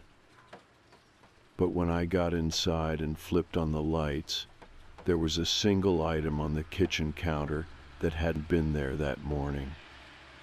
A bus transfer slip. Blank, unused. I hadn't taken a transfer in months. I picked it up slowly, flipped it over. There was something faint written on the back, like someone had traced words with a pen but never fully pressed down. I held it under the light. We remember you. I dropped it. I didn't sleep. I kept the television on all night, something mindless, game shows, reruns, anything that reminded me I was still here, still tethered to the real world. The next morning I didn't go to work. I called in sick, which I never do. I told them I had the flu. My manager didn't even ask questions. I spent most of the day researching folklore, urban legends, sleep paralysis, shared delusions. Nothing fit exactly. The closest thing I found were these stories about watchers, entities that follow people not to harm them but to observe, for reasons no one fully understands. They show up during transition points, illness, grief, close brushes with death. I couldn't stop thinking about that line on the transfer slip. We remember you. Not, we see you. Not, we're watching. Remember. Like I'd done something. Like we'd met before. That night, I stayed away from the bus. I walked to the edge of my block, just far enough to see it turn the corner at the end of the street. The lights looked dimmer than usual. Inside I could see shapes, shadows. Two in the back row, looking out the window, looking at me. I backed into the alley and waited until it passed. I didn't go out again. I didn't ride the bus the next day, or the day after that. I thought maybe I'd broken it, interrupted whatever was happening. But tonight, when I got home from grabbing takeout, there was something new waiting in my mailbox. A folded piece of paper. No envelope. No address. Just a single line written in perfect tight script. Don't be late tomorrow.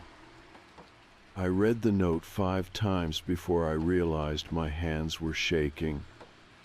Don't be late tomorrow. That was all it said. No signature, no indication of who it was from, but I knew. There was no question in my mind. It was from them. The strangers.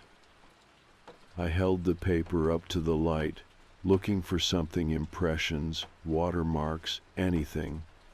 But it was just a scrap, cheap printer paper, folded once, perfectly. The kind of paper you'd use if you wanted to leave something behind and have it disappear quickly. The writing was neat, too neat, almost clinical.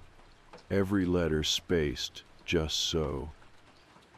The kind of thing you don't want to believe is real. I dropped it on the table and just stood there, staring at it like it might start speaking again. I didn't eat dinner, lost my appetite somewhere between the mailbox and the front door. I paced the apartment for hours trying to decide what to do. Part of me wanted to rip the paper into pieces, burn it, pretend it never showed up.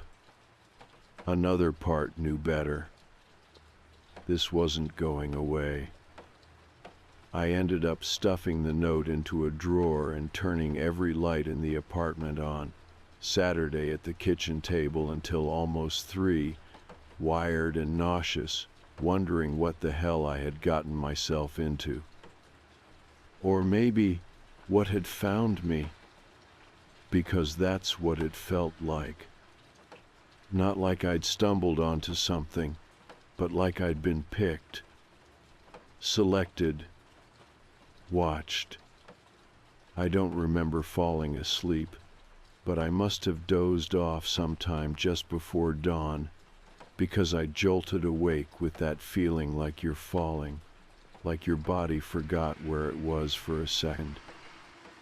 I looked around, lights still on, my neck stiff from the chair, the paper still sitting in the drawer, humming like a warning in my brain. I got ready for work like I was on autopilot.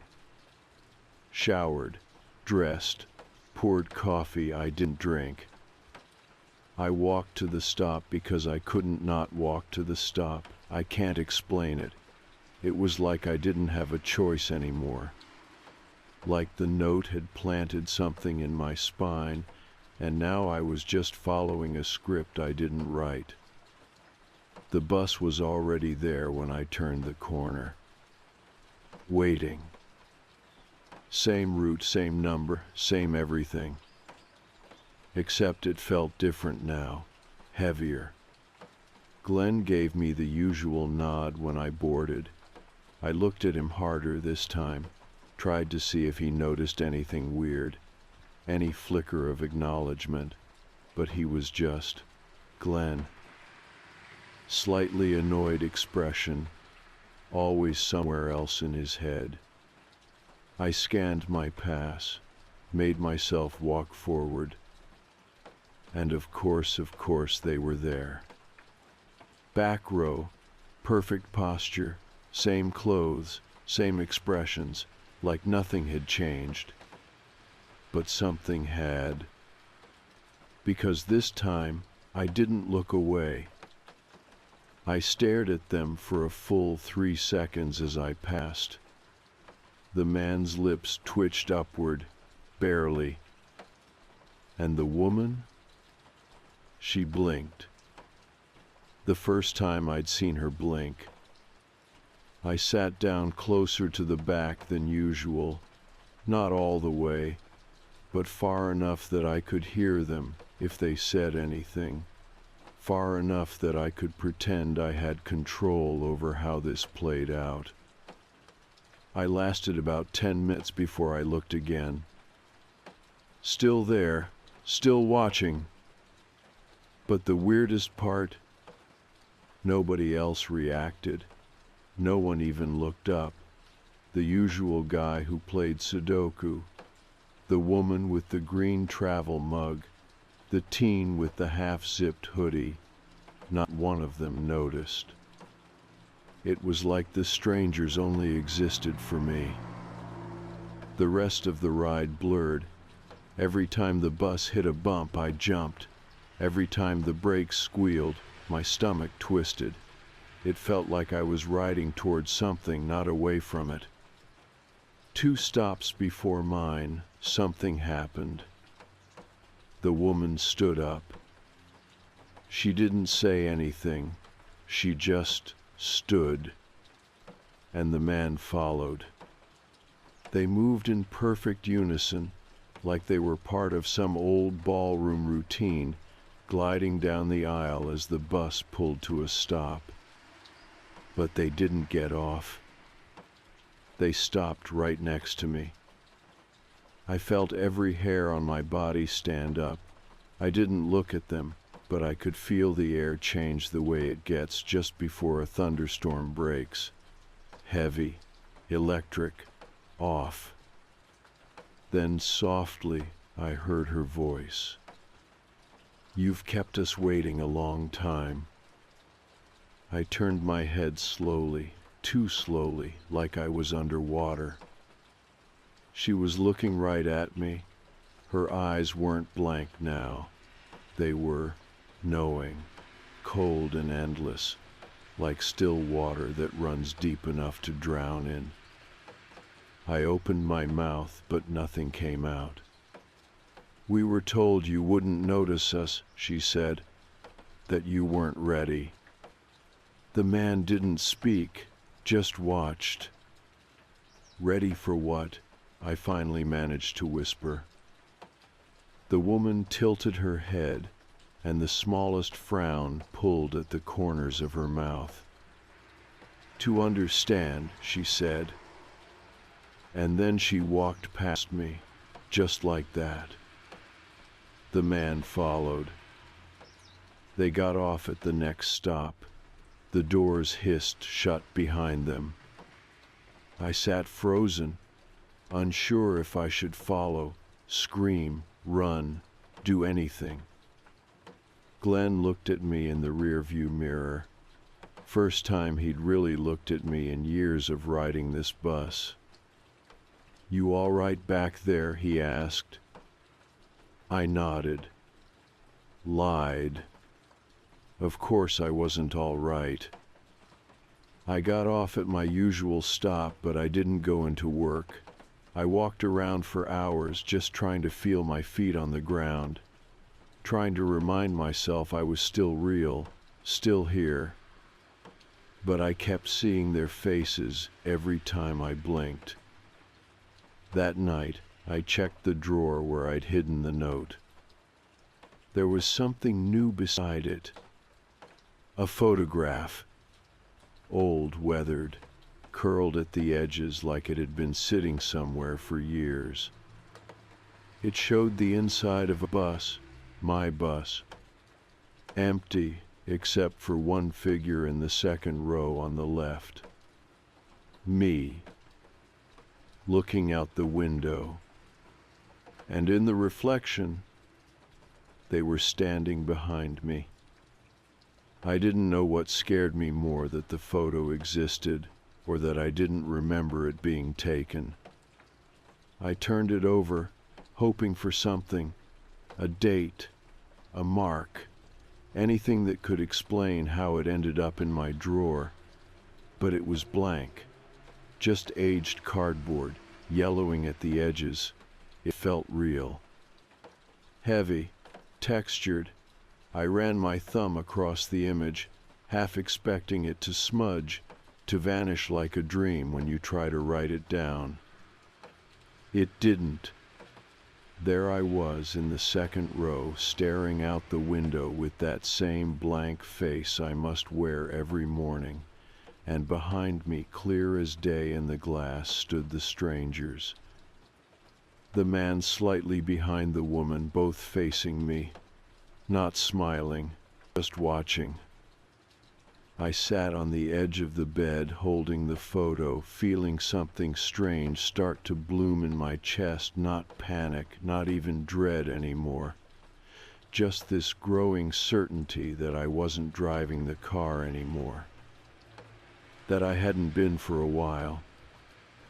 I didn't sleep. Again. When the sun finally started to break through the blinds, I found myself still holding the photograph, still thinking, still sitting in the same spot.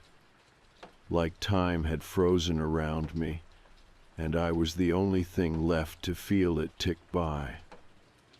I made coffee I didn't drink, looked at my phone, but I hadn't missed any calls, no messages.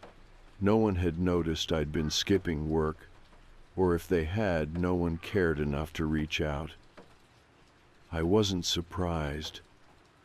It's strange how quickly you can disappear from your own life without anyone blinking. I left the apartment around 10 and rode a different bus, Route 84. I didn't have anywhere to go. I just needed to move, to see if they would follow. I sat in the back, jacket zipped to my chin, eyes scanning the passengers one by one.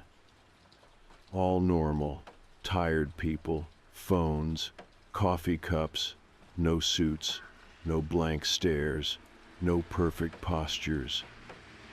I rode for an hour, got off in a neighborhood I'd never been to, walked 6 blocks, just to feel the wind in my face, to feel like I still had a body. And for a while, I did feel better. Then I saw it. Another note. This one was taped to a lamppost at the end of the block. Just a scrap of paper, folded once, pinned under clear tape. "You're drifting." That's all it said. No name, no context, just those 2 words. I left it there, walked away fast, too fast probably, like someone running from an accusation they know is true. That afternoon, I tried calling my sister. We don't talk often, but she's the closest thing I have to family. I thought maybe hearing a familiar voice would anchor me. She answered on the second ring. "Hey," I said, my throat dry. "It's me." A pause. "Okay." "Do you remember when I moved into this place?" I asked, cutting right to it. "You helped me carry the boxes, the day it rained." She was quiet for a second. "I've never been to your apartment." My stomach turned. "What are you talking about? You helped me put together the kitchen table." "I haven't seen you in months," she said. "Are you okay?" My mouth opened, but I didn't have anything to say. Nothing that wouldn't sound insane. "Maybe you should take a break," she added gently.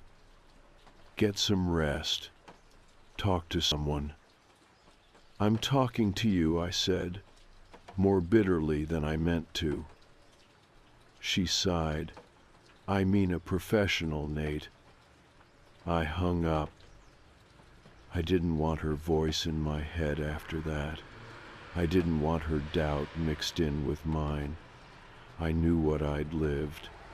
I knew she had stood in my kitchen, laughed when I dropped a box of mugs.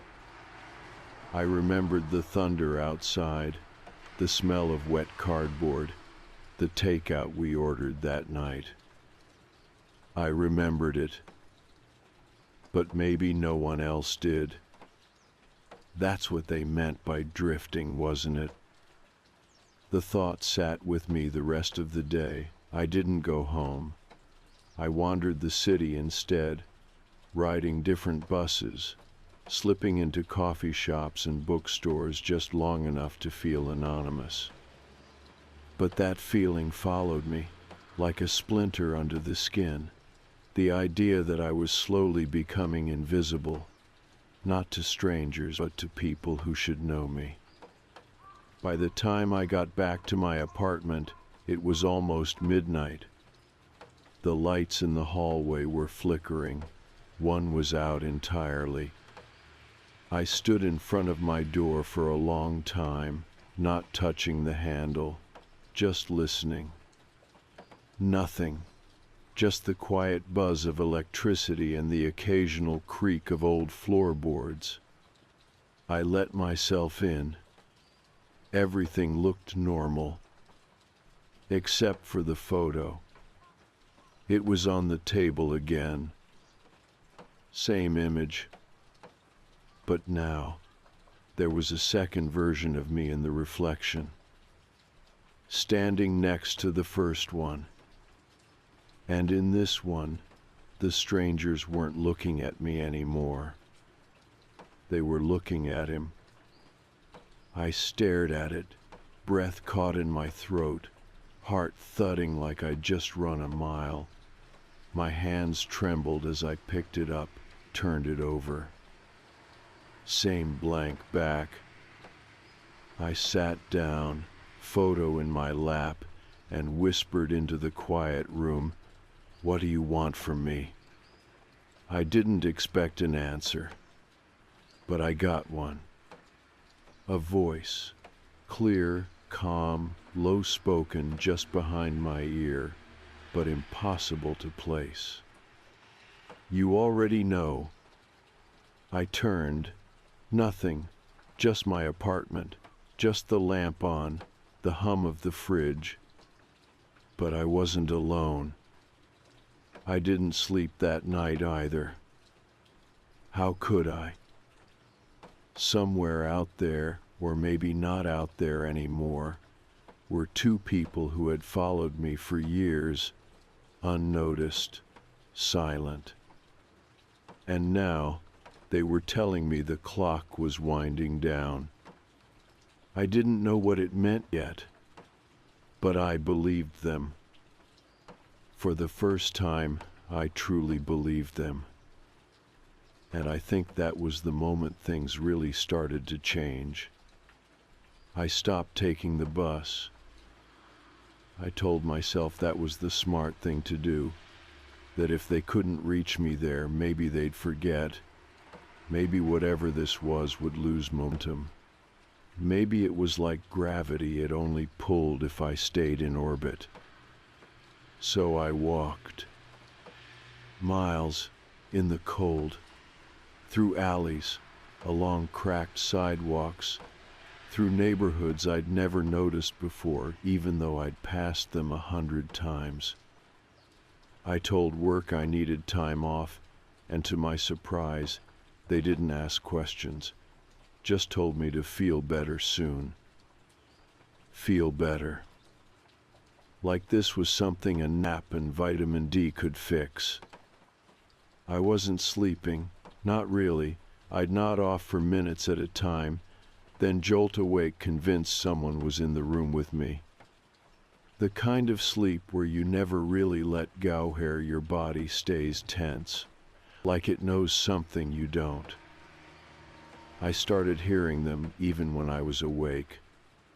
Not words, just movement, a shift in the air, like someone was always standing just behind the noise, the hum of the fridge, the rattle of pipes, that little creak the floor makes as it settles. But when I turned, nothing, and yet not nothing. The mirror in my bathroom steamed up when I showered. That's normal. What's not normal is the message that showed up one morning. Not written with a finger, but emerging from the fog itself, like it was always there, just hidden until the glass revealed it. We never left. I stood there in a towel, dripping, staring at those words like they might blink first. The steam faded slowly, and so did the message, gone in under a minute. But it was enough.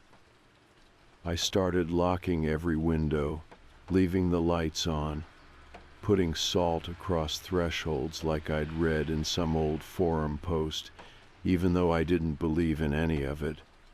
I just needed to do something. Then came the photograph. A new one, slipped under my door during the night. Same bus, but this time the photo was blurry, motion smudged, and I wasn't in it. I stared at it for a long time, trying to find my shape, my seat, the second row, the usual place. Empty. Everyone else was clear. The man with the Sudoku, the woman with the green mug, Glenn, halfway turned in his seat. But not me. Like I'd been erased. That's when I started thinking about what the woman on the bus had said. We were told you weren't ready. Told by who? Ready for what? I kept turning those words over and over, like maybe if I said them enough they'd open up and tell me something new. And I couldn't stop thinking about the other version of me, the second figure in the bus window, the one in the updated photo, the one they were looking at instead of me. I started to wonder if maybe this had already happened. If maybe this wasn't the beginning, but the middle, or the end. If I'd missed something important a long time ago, and now it was circling back to collect.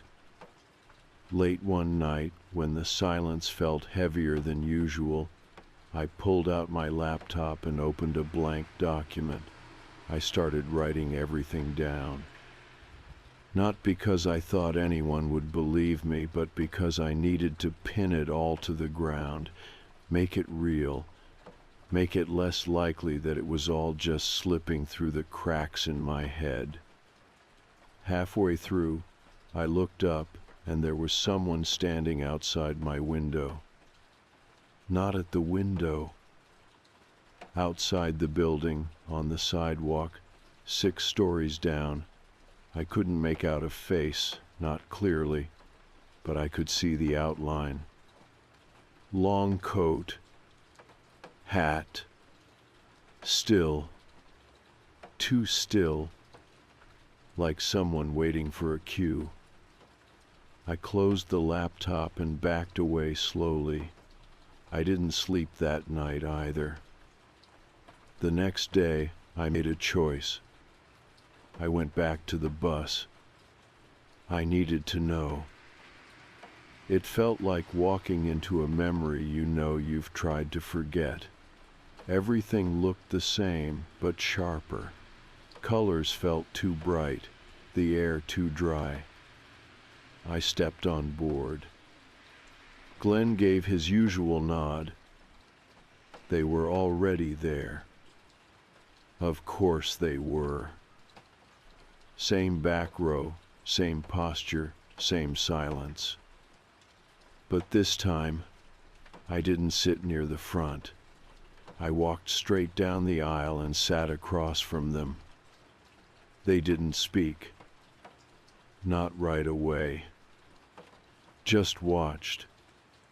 Finally, the man leaned forward, lacing his fingers together, and said quietly, "You remember more than we expected."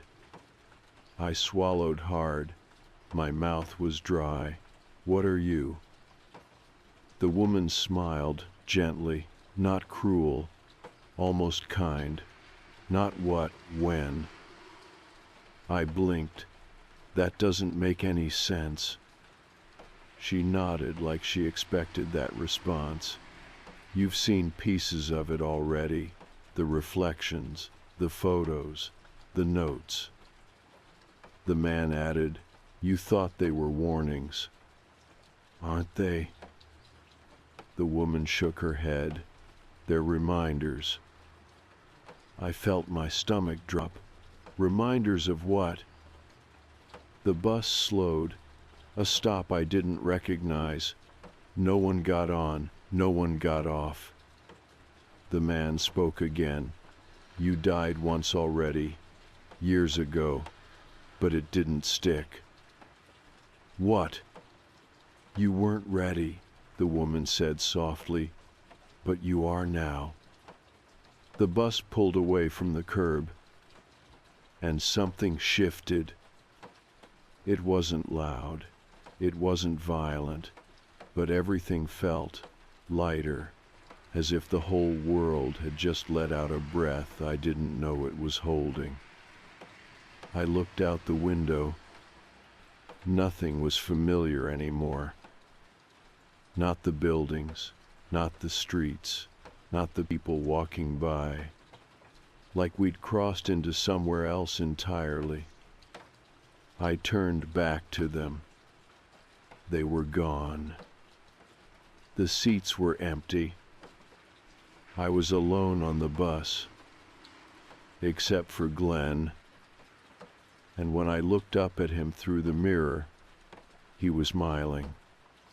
For the first time ever, I wanted to believe I'd imagined the smile. That Glenn wasn't actually grinning in the mirror, that the corners of his mouth hadn't curled up just enough to turn familiar into wrong. But I saw it. I know I did. It wasn't friendly. It wasn't anything close to human warmth. It was a knowing look like he was in on something I wasn't. I kept my eyes on him all the way to the next stop. When the doors opened, I thought maybe everything would reset, that I'd step off into the street I recognized, shake off the fog, and this whole thing would start making sense again. But the world outside wasn't the one I knew. It looked like my city at first glance. The layout was close, the storefronts vaguely familiar, but the colors were muted, the shapes slightly wrong. It was like someone had recreated it from memory, and they'd gotten most of the details right, but not all. And there were no people. Not one. The streets were empty. No cars passed by, no lights in the windows, no sounds but the low hum of the bus engine behind me. I didn't get off. I stood there on the steps, halfway between the bus and this hollow version of my life, and I froze.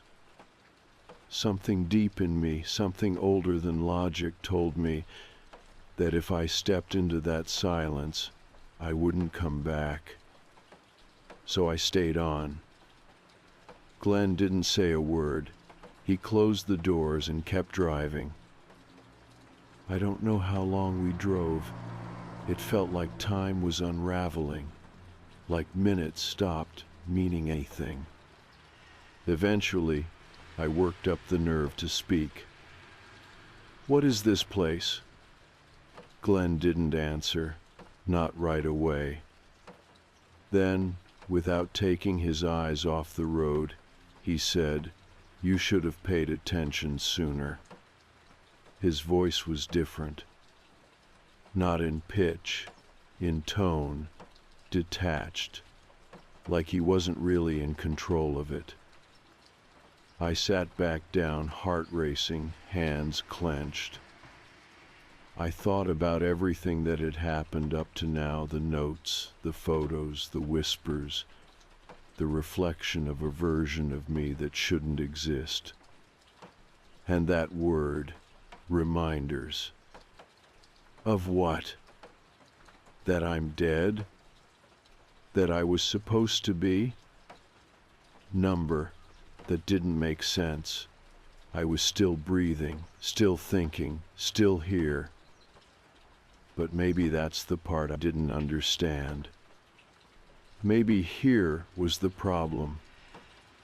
I stood and walked toward Glenn slowly, bracing myself against the seats as the bus rocked beneath me.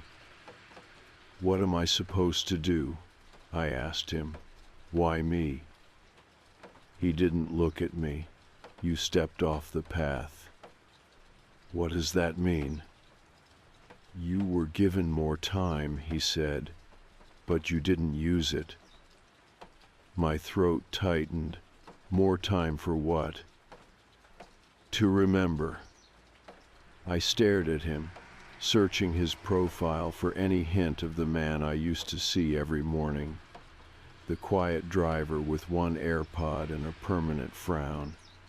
But that person wasn't behind the wheel now. Something else was.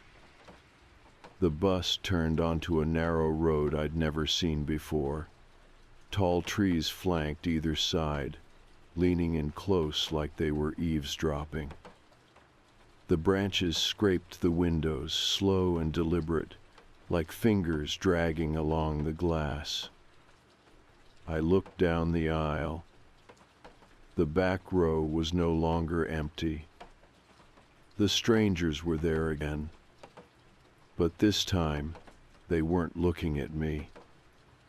They were looking at someone else. Me. The other me. The one I'd seen in the photograph.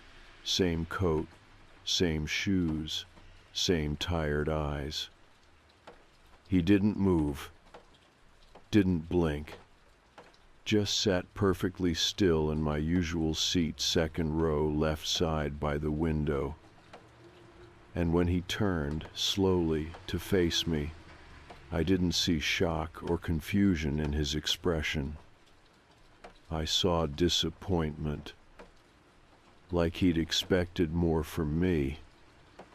I stumbled backward, grabbing onto the handrail. "What is this?" I said. "What the hell is going on?" The woman stood first. Her movements were fluid, effortless.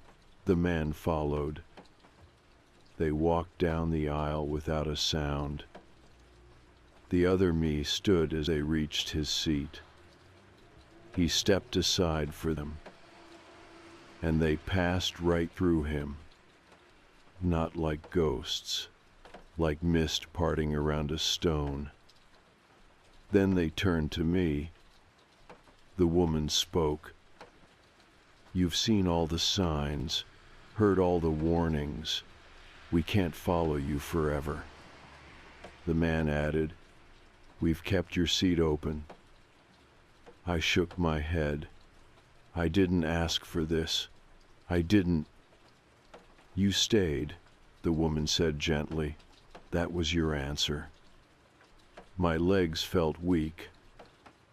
I dropped into the nearest seat, trying to breathe, trying to anchor myself in the feeling of the fabric under my palms, the slight rattle of the window, the faint smell of oil and old vinyl.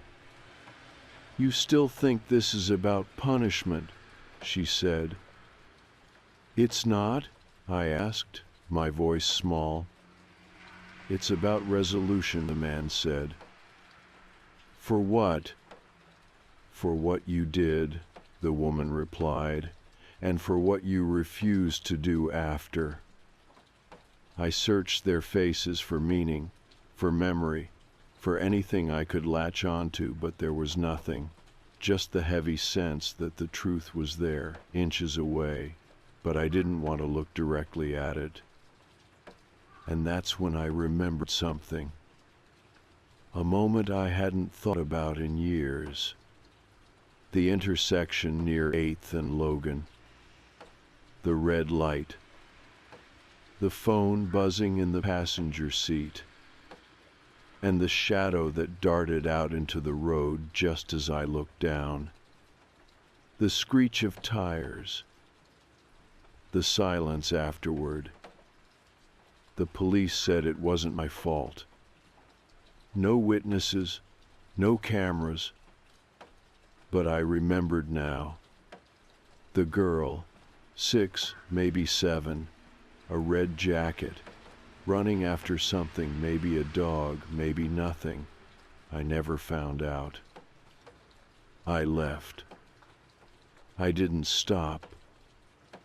I told myself I imagined it, that I'd braked in time, but I didn't check. I just drove.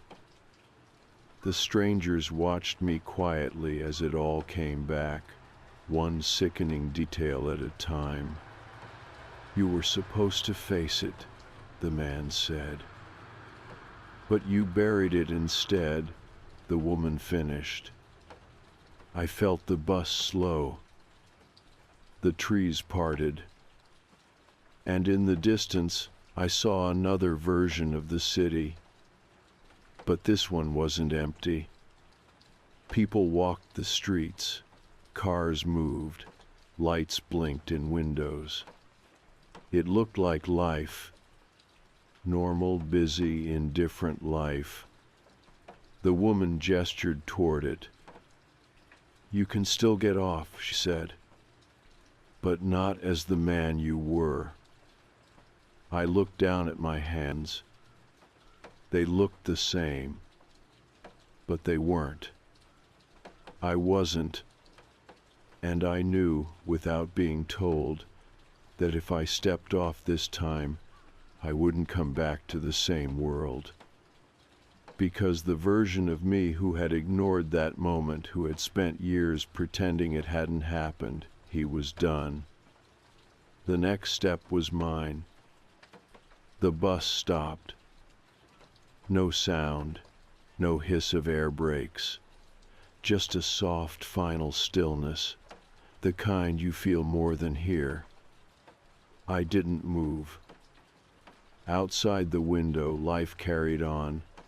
A street I half recognized shimmered in the late afternoon light. People walked briskly, heads down, caught in errands or thoughts or routines. Cars passed. Doors opened and shut. The world didn't care that I'd just come face to face with a version of myself I didn't want to know. It was the indifference that hit hardest. The woman spoke again, voice quiet but steady. You don't have to carry it anymore. I wanted to ask what it was, but I knew. It was the silence, the decision I made not to stop that night, the way I told myself it hadn't happened, the way I buried the memory like a body and just kept driving forward, like it was something I could outrun. The guilt had been with me for years, hiding just beneath everything. I hadn't known its shape until now, but I'd always felt its weight. I turned toward them, toward the strangers who had been following me. "Why now?" I asked. "Why not sooner?" The man looked at me like he already knew what I was going to say next. "You weren't ready to remember." "But I did," I said. "I remembered. So what happens now?" He didn't answer. Neither did the woman. The seat across from me, the one where the other me had been, was empty now. Not just vacant, but wiped clean, like whoever had been there had never existed. I looked at the city again, through the window. It looked ordinary, comforting even, familiar but distant, like an old photograph of a place you used to love, but can't quite place anymore. I stood slowly. My legs were stiff, like I'd aged in that seat. I turned to Glenn, who hadn't moved since the last stop. His eyes were still on the road, even though there was nowhere left to go. "Is this it?" I asked. He didn't blink. "Up to you." I looked back once more at the strangers. They were still seated, side by side, hands folded neatly in their laps. "If I get off, what happens to you?" The woman tilted her head, almost kindly. "We follow the next one." "The next what?" "The next person who drifts." The bus went quiet again. I stepped toward the doors. They opened without a sound. I stood at the edge of the steps, one foot hovering in the space between then and now, between the self I'd been and whoever I might be after this. And I stepped down. The air outside was warm, soft, the sun low in the sky, casting long shadows that stretched like fingers across the pavement. No one looked at me, not one of the passers-by. I was just another body in motion, another shape among many. It felt grounding, comforting even. I turned, half expecting the bus to disappear the moment I looked away. But it didn't. It was still there. Same bus, same number, same faded paint and worn tires. But through the windows, it was empty. Glenn, the strangers, my seat, gone. The bus pulled away, slow and smooth, and turned down a side street I didn't recognize. Then it was out of sight.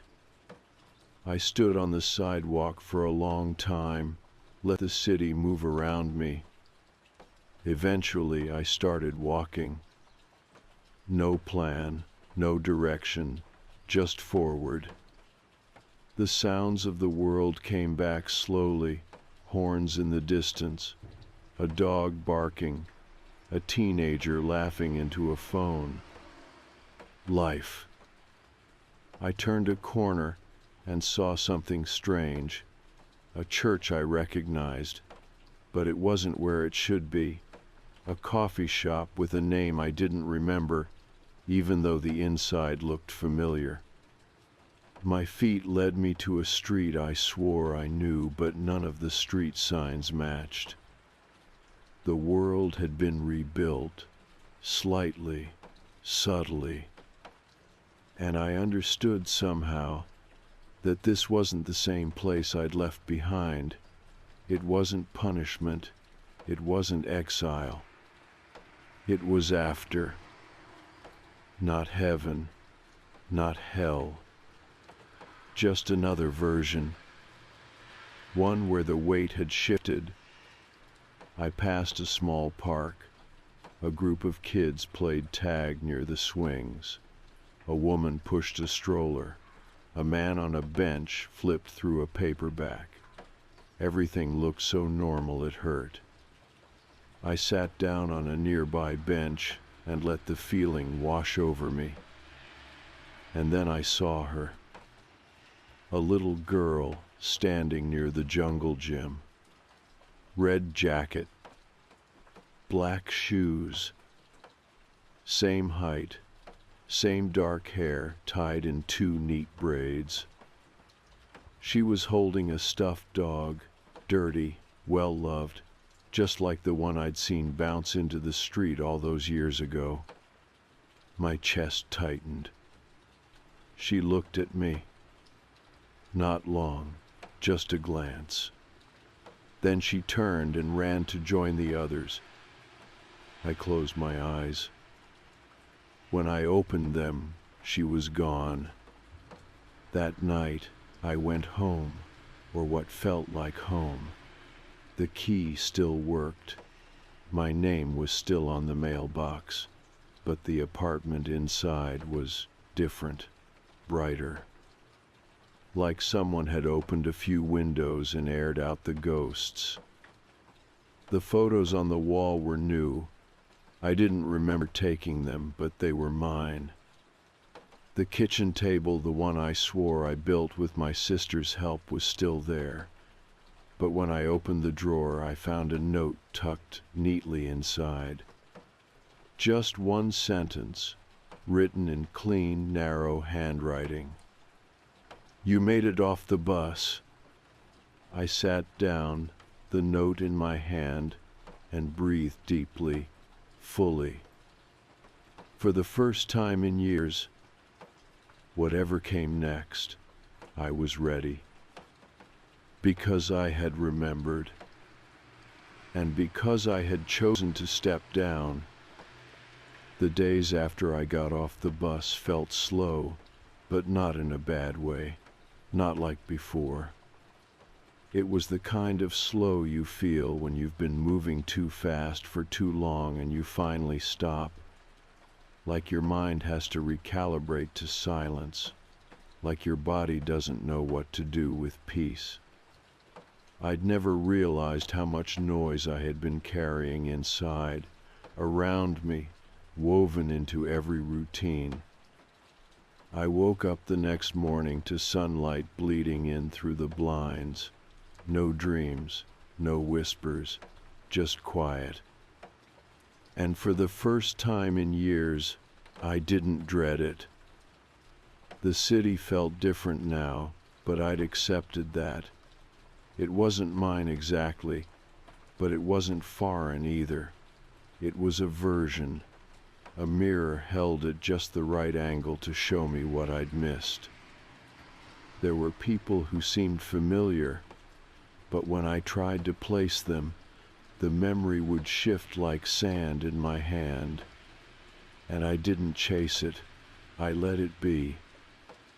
Some things are meant to be remembered in pieces.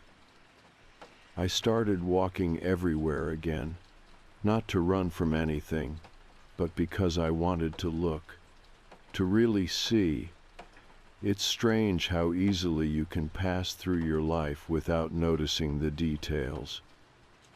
The way trees lean into each other, the chipped paint on the corner bodega, the way strangers nod when they catch your eye, like some part of them recognizes that you're both real. I watched the buses too. Not every day, just often enough. Sometimes I'd see Route 111 roll past. The number would flicker on the screen up front, same as it always had. And for a brief moment, I'd hold my breath, watching the windows, waiting. But they never came back. Not the strangers, not Glenn, not the version of me who used to sit in that second row seat, shoulders hunched, headphones in, trying to disappear. That man was gone. and I was okay with that. A few weeks after I stepped off the bus, I walked into a support center on the south side. I didn't plan to. I was just wandering and saw the sign. Community grief counseling. Free walk-ins. I stood outside the door for a long time before I pushed it open. The woman at the desk didn't ask questions. She just smiled, handed me a form, and told me to take my time. I didn't fill out most of it, just my name. And under reason for visit, I wrote, for something I saw, for something I did, for someone I didn't stop. I didn't know what I expected from the first session. Confession, forgiveness, answers. What I got was a room with 2 chairs and a man named Dorian, who looked like he'd been tired for a very long time, but in a way that made him patient. He didn't push me to talk, he just waited. And when I started, it wasn't the whole story, not at first, just fragments, feelings, a bus, a pair of eyes that never blinked, a moment in traffic I never truly faced. I didn't mention the words strangers or reflections. I didn't say anything about Glenn. It would have sounded too strange out loud, too far from what people expect grief or guilt to look like. But Dorian listened anyway, and something about that made space in me. Slowly, session by session, I started filling in the blanks. I talked about the girl, how I didn't stop, how I let myself believe that if no one saw it, it hadn't happened. Dorian didn't call me a monster. He didn't pity me either. He just nodded, sometimes scribbled something on a notepad, but mostly he let me talk. And that helped. It helped more than I ever expected. A month after that, I found myself outside the school near my old apartment, not for any reason. I was walking again, and my feet led me there. It was recess. Kids shouting, laughing, chasing each other around like their joy had nowhere to land. And then I saw her. A little girl in a red coat, sitting alone near the fence, talking to her stuffed dog like it was the only one who listened. I froze. For a second, I thought it was her. But when she looked up, she had blue eyes, not brown, and a gap between her teeth that made her grin crooked and bright. Not the girl from the road.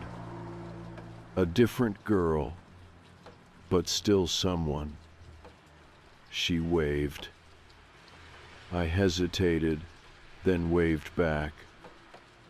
That night, I wrote her name down, not the girl at the school, the other one, the one I never stopped for. I didn't know it at the time.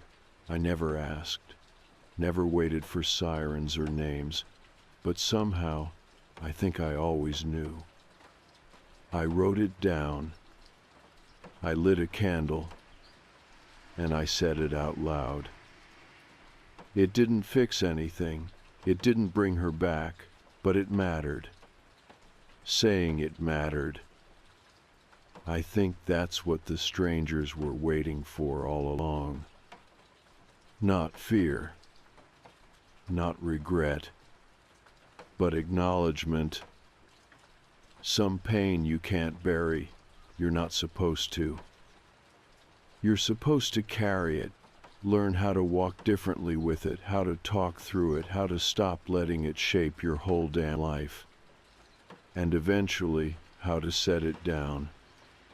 Not forget, but stop pretending it never happened. One night, I stood at my window and looked down at the street, the same way I had so many times before. And there, parked quietly at the curb, was the bus. Route 111. No driver. No passengers. Just waiting. I didn't go down. I didn't need to. Instead, I stood there for a while, one hand on the glass, watching it. And when it finally pulled away, fading into the dark like a memory, I smiled. A real one. Because I'd already stepped off. And I wasn't going back.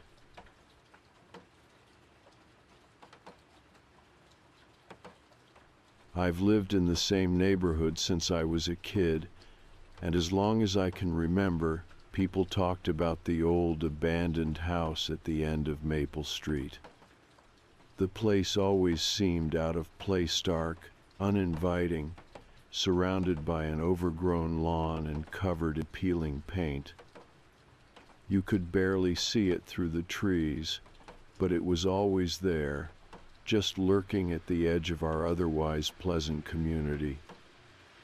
Growing up, I heard all the stories kids tell each other about houses like that. They said it was haunted, of course. They claimed that late at night, especially around Halloween, you could hear children laughing and playing inside, even though no one had lived there for decades.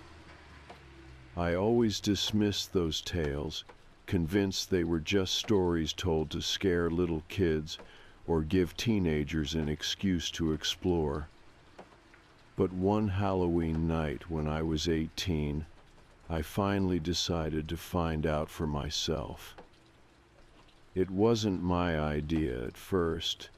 It started as a dare from my friend Luke, who always liked to push the limits. "You're always saying the house isn't haunted," Luke said with a teasing grin, leaning against the hood of my car. "If you're so sure, prove it. We'll all go." Standing next to Luke were my other friends, Emma and Brandon. They both smiled nervously, clearly excited but slightly hesitant. "Come on," Emma said quietly, trying to sound brave. "It'll be fun, and if nothing happens, we can finally prove everyone wrong." I hesitated for a moment, feeling slightly uneasy, but quickly brushed it off. It was just an old, empty house, nothing more. "All right," I agreed finally, looking confidently at Luke. "Let's do it." We waited until around 11 o'clock, when the neighborhood had quieted down after trick-or-treaters had returned home. Dressed warmly and armed with flashlights, the four of us walked cautiously down Maple Street toward the house. The air felt colder, sharper than usual, carrying the scent of fallen leaves and wood smoke from distant chimneys. The street was quiet, illuminated faintly by porch lights and Halloween decorations left glowing in the night. As we approached the house, my pulse quickened slightly. It felt bigger up close, darker and more intimidating. A rusted fence surrounded the property, with a gate that creaked loudly when we pushed it open. Once inside, everything seemed even quieter. The noises of our neighborhood disappeared, replaced by an unsettling silence that made our footsteps sound louder than they should. The front door hung open slightly, hinges rusted and paint cracked from years of neglect. Luke stepped inside first, shining his flashlight into the entryway. The rest of us followed cautiously, scanning the darkness for anything unusual. Inside, the air smelled musty and damp, like mildew mixed with dust. Wallpaper peeled off the walls in curling strips, exposing stained plaster beneath. The furniture, what little remained, sat covered in thick sheets, hiding whatever was underneath. It was clear no one had been here in years, maybe decades. We stood still, listening carefully. Nothing. No laughter. No whispers, just silence. Luke shot me a smug look. "See?" he whispered confidently. "Nothing here." "Let's check upstairs," Brandon suggested softly, clearly feeling more confident now. "If we're doing this, we might as well see the whole place." Slowly, we climbed the staircase, stepping carefully to avoid rotted spots. At the top, a hallway stretched in both directions, lined with doors that were mostly closed. Emma stepped forward and gently pushed open the nearest one. The door creaked loudly, echoing through the empty house. Inside was an old bedroom. An iron-frame bed stood in the corner, rusted and bare. A broken dresser leaned against one wall, drawers hanging open, empty. Emma shivered slightly, stepping back. "This feels wrong," she whispered nervously, glancing at me. I nodded quietly, feeling the same unease. But Luke pushed forward, determined. "Come on, guys," he said impatiently. "There's nothing here."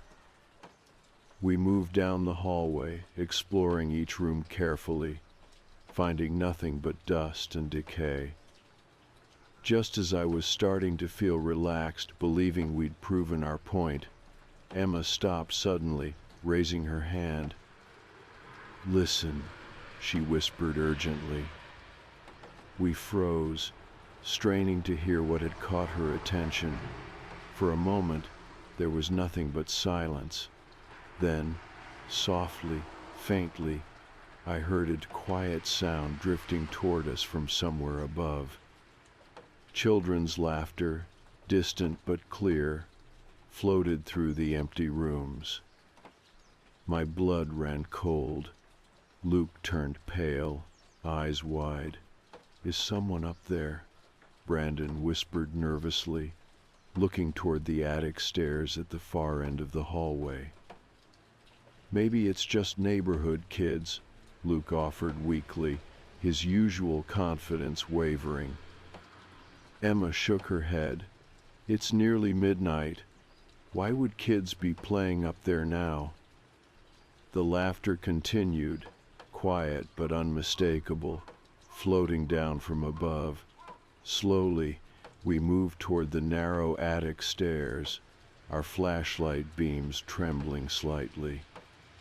With each creaking step upward, the laughter grew louder, clearer. It was playful, innocent yet deeply unsettling. At the attic door we paused, looking nervously at each other. Luke finally reached out and pushed the door open.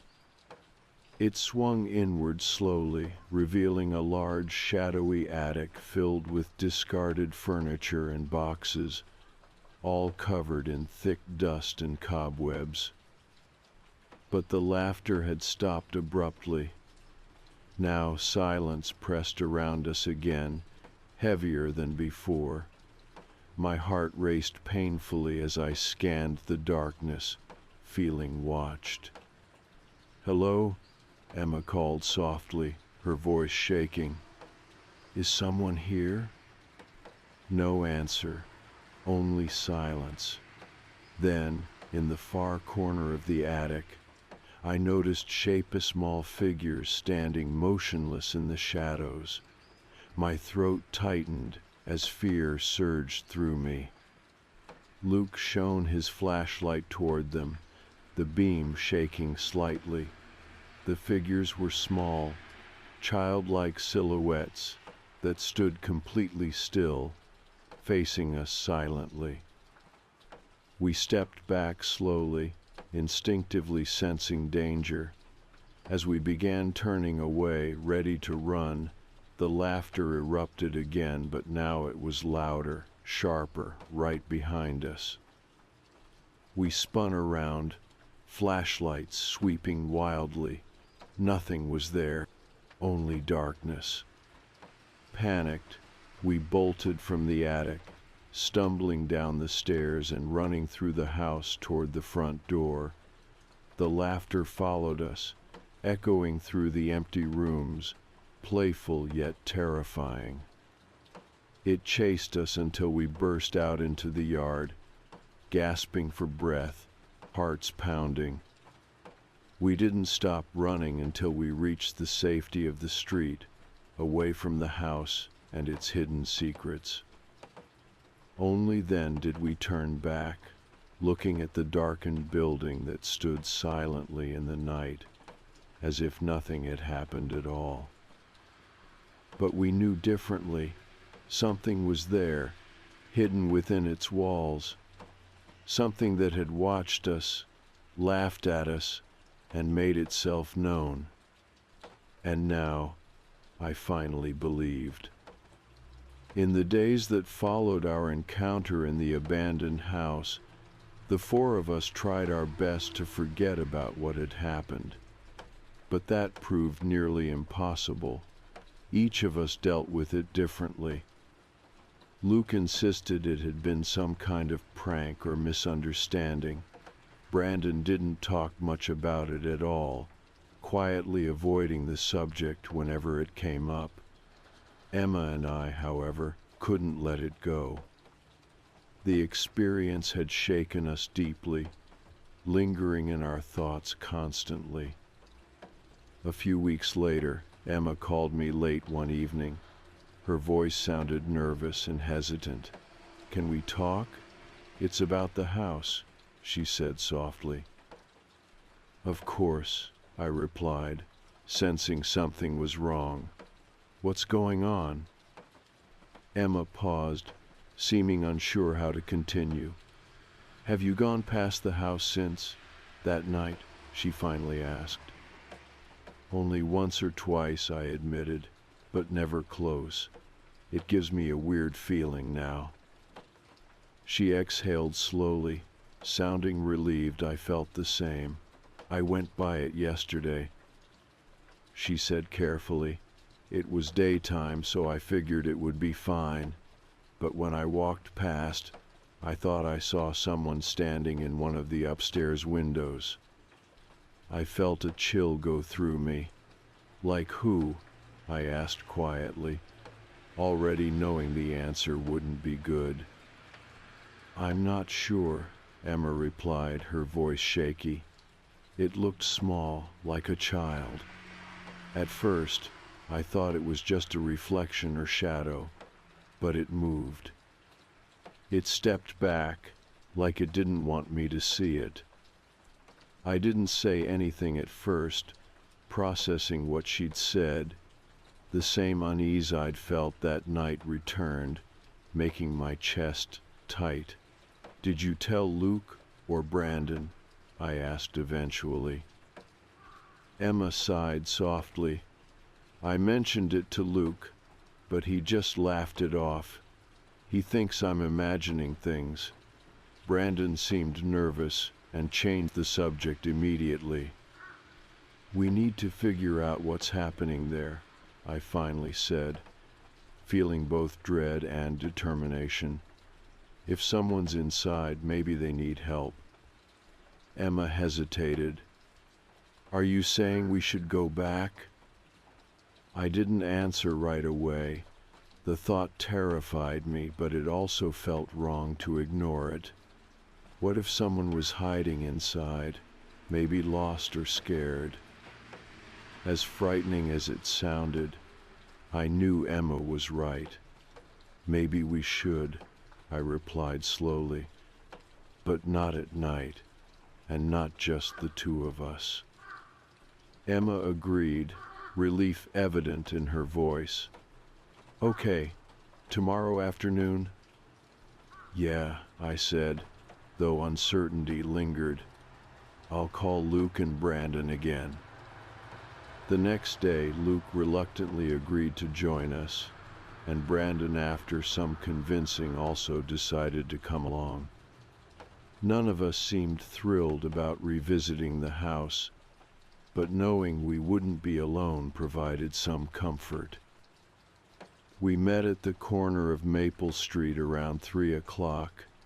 The neighborhood felt different during the day, less threatening, almost welcoming. But as we approached the old house, that feeling quickly disappeared. Even in daylight, it seemed to carry a strange, unsettling energy. We cautiously entered through the front gate, moving slowly toward the door. Luke stepped ahead, pushing the door open with a familiar creak. Inside, the house was exactly as we'd left it. Dusty, dark, filled with the smell of decay. We scanned the rooms carefully, flashlights unnecessary now, but carried anyway out of caution. "Should we go upstairs?" Brandon asked softly, clearly reluctant. Emma nodded, determination mixing with nervousness. "That's where I saw someone." We climbed the staircase again, moving more cautiously than before. As we reached the hallway, a soft sound came from one of the rooms, just a small, quiet creak, but enough to freeze us all in place. Luke glanced back nervously, losing his usual confidence. "Hello?" he called, his voice wavering slightly. "Is anyone here?" No answer, just silence. We moved slowly toward the sound, carefully pushing open the door. The room was empty, just a dusty chair and old toys scattered across the floor. But something felt different this time. The air felt colder, heavier, as if we'd entered a space meant to be left alone. Then, behind us, another noise, faint but unmistakable. Soft footsteps moved down the hallway, retreating from where we stood. My heart raced, my breath catching in my throat. "Who's there?" Luke shouted, turning quickly toward the sound. We moved together toward the hallway, just in time to see a small figure dart into another room further down. Without thinking, we rushed after it, curiosity overcoming our fear. The room it had entered stood open at the end of the hall, leading to a small set of stairs we hadn't noticed before. Luke hesitated briefly, then moved forward, determination taking hold again. "Come on," he whispered urgently. We followed closely, climbing the narrow staircase carefully. At the top was a hidden room, partially obscured by darkness. As we stepped inside, we saw something unexpected. Drawings scattered across the floor, faded crayon marks depicting stick figures and smiling faces. Old toys sat neatly in one corner, carefully arranged, as if someone had been playing recently. "This doesn't make sense," Brandon murmured, glancing around uneasily. "Who would be playing here? This stuff looks ancient." Emma bent down, carefully picking up one of the drawings.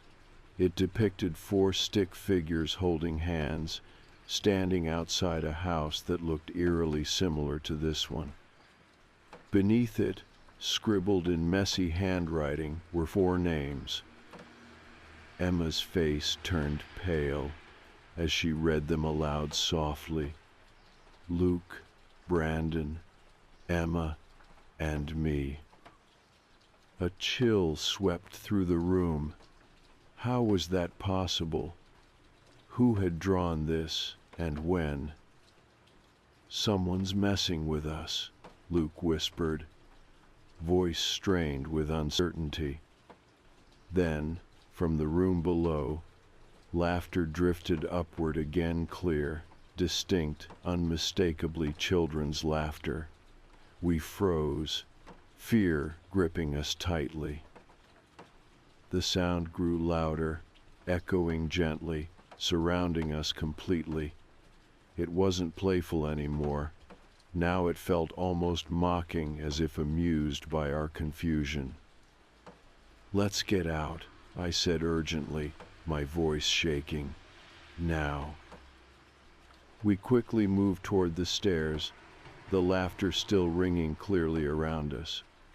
Just before leaving, I glanced back toward the toys in the corner and my heart stopped. They had moved.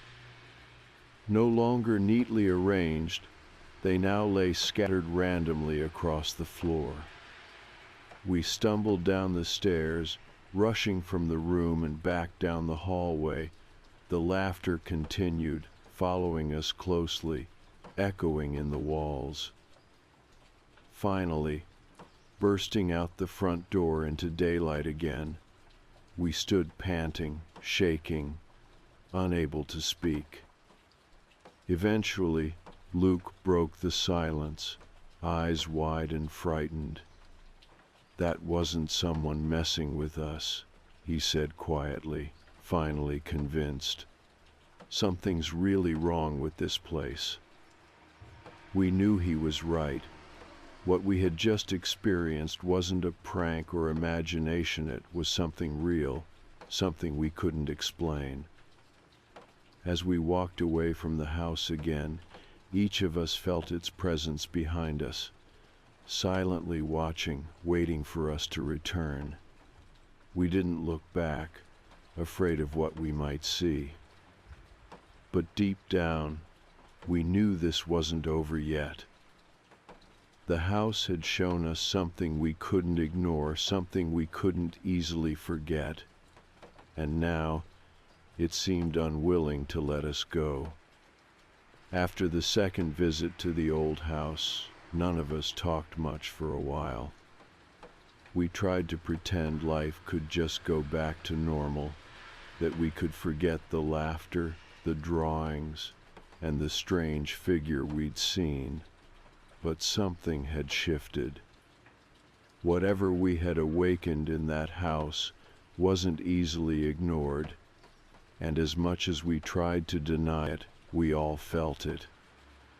Emma was the first to admit openly that things had changed. A few days after the second encounter, she texted me late at night, asking if I could come over. When I arrived at her house, she looked exhausted, pale, her eyes lined from lack of sleep. "I keep dreaming about the house," she said quietly as we sat on her porch, the cool night air brushing past us. "Every night since we went back, I see that room, the drawings, the toys scattered everywhere, and in the dreams, someone whispers our names." I nodded slowly, understanding exactly what she meant. I'd had similar dreams, too vivid and unsettling to ignore. "Me too," I admitted quietly. "It's like something wants us to come back again." Emma shivered slightly, wrapping her arms around herself. "But why us? Why did it choose our names? It doesn't make sense." "I don't know," I said honestly. "But Luke and Brandon must be feeling it too, even if they won't admit it." Emma looked down at the porch steps, hesitant. "Maybe we need to talk to them again. We can't keep pretending nothing's happening. Whatever this is, it's getting worse." The next day, we met at a local diner, somewhere bright and public, hoping it might ease the tension that hung between us. Luke seemed restless, anxious, while Brandon avoided making eye contact altogether. It was clear neither wanted to discuss the house again, but Emma and I knew we couldn't ignore it any longer. "Have either of you been having dreams?" Emma finally asked, breaking the awkward silence at the table. Luke shifted uncomfortably, staring down at his coffee. "What kind of dreams?" "About the house," Emma pressed gently. "The drawings we found, the voices." Brandon looked up sharply, his expression tense. "You've been hearing voices too?" I nodded slowly. "Yeah, whispers mostly, saying our names, calling us back." Luke exhaled sharply, rubbing his face. "This is crazy. Houses don't whisper or draw pictures of people. It has to be someone messing with us." "But who?" Emma countered firmly.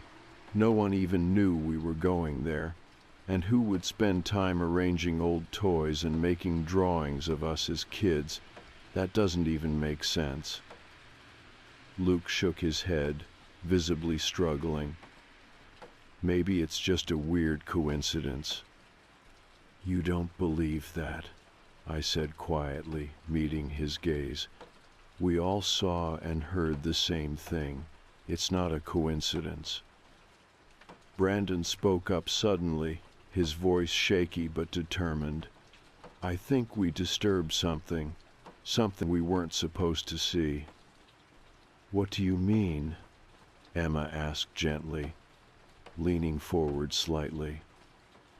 He hesitated, glancing around nervously. "I talked to my grandmother about it yesterday. She's lived in town all her life. She told me things about the house that I'd never heard before."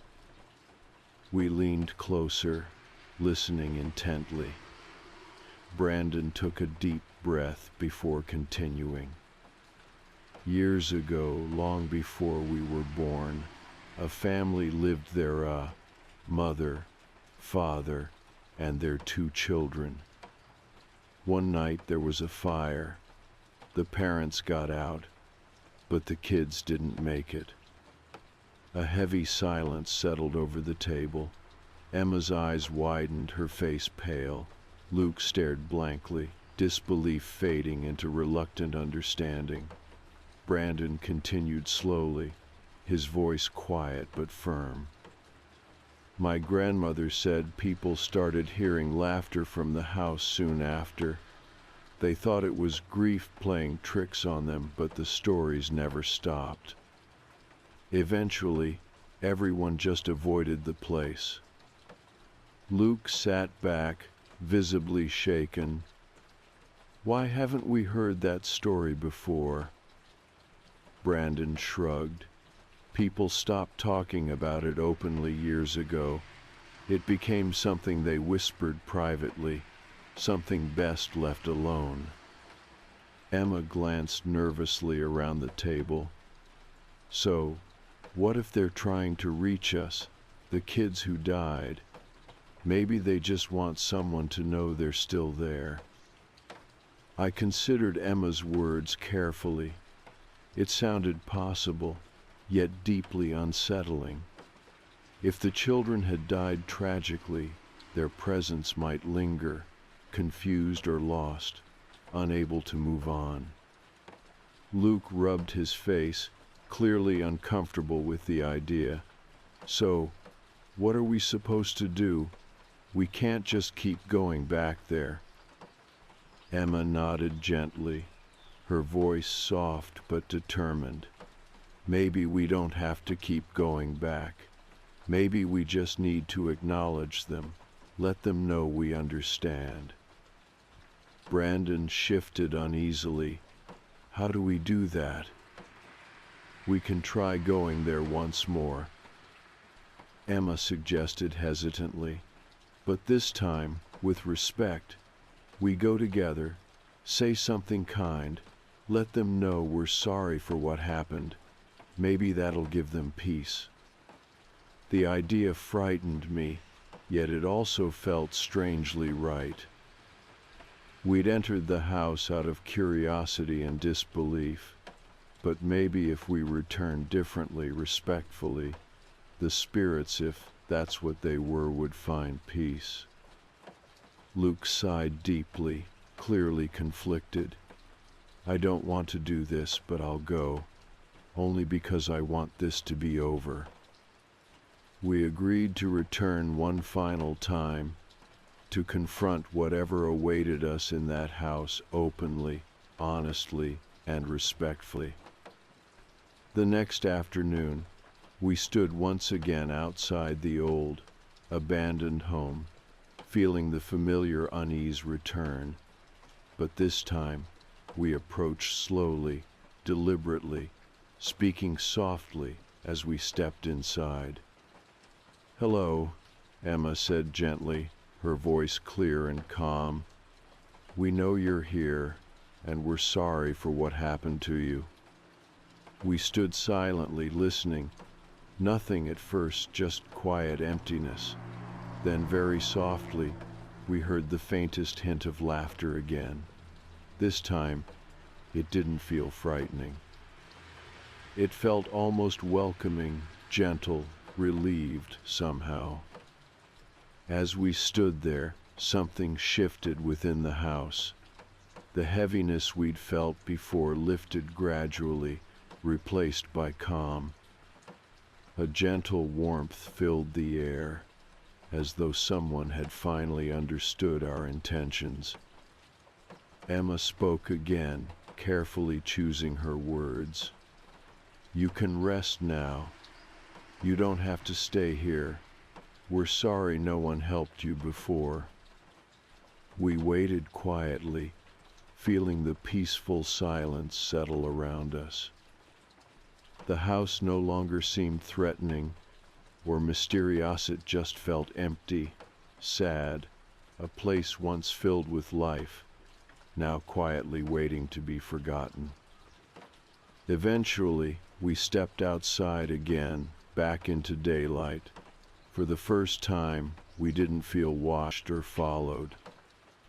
The presence had faded, replaced by a gentle calmness that felt sincere, genuine. In the days and weeks afterward, our dreams returned to normal. The whispers stopped, and gradually, we felt comfortable again. We rarely spoke of the house after that, but each of us understood something important had happened. There's something we'd probably never fully explain, but had managed to resolve somehow. The old house still stood at the end of Maple Street, unchanged to anyone else who walked by, but for us, it was different. It had shown us that sometimes all the unseen world needs is acknowledgement, respect, and a quiet understanding. We'd given it that, and in return, it had allowed us to finally move on. Time passed, and gradually our experience at the old house faded into the background of our lives. Luke, Emma, Brandon, and I didn't talk about it much after that final visit. We weren't intentionally ignoring what had happened, but it seemed unnecessary to bring it up again. After all, the strange laughter had stopped, the dreams had ceased, and the quiet unease that once hovered over Maple Street was finally gone. But every now and then, especially around Halloween, I'd find myself thinking about that house. It stood silent and abandoned as ever, yet somehow it felt different. Now when I walked past it, I didn't feel fear or dread. Instead, there was only a quiet sadness, a silent reminder of the tragedy we had uncovered. Emma was the one who decided that we should mark what had happened, if only in a small, private way. About a year later, around Halloween again, she called us all together. We met at a coffee shop near Maple Street, and she told us her plan. "I think we should do something for the kids," she explained gently, sipping her coffee thoughtfully. "They deserve to be remembered, not as ghost stories, but as real people." Brandon nodded immediately, clearly moved by her idea. Luke hesitated for a moment, then slowly agreed.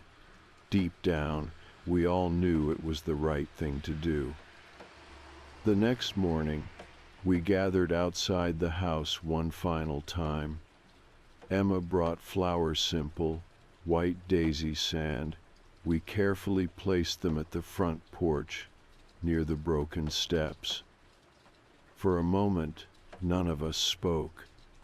We stood there quietly, absorbing the peaceful silence that now surrounded the old home. Emma finally broke the silence, her voice calm and gentle. "We hope you're at peace now. We're sorry for what you went through." Her words hung in the air for a moment, and then drifted away softly on the morning breeze. No laughter echoed back this time, no whispers or strange movements. There was only a quiet stillness that felt oddly comforting. Eventually, we walked away from the house again, returning to our lives with a deeper sense of closure.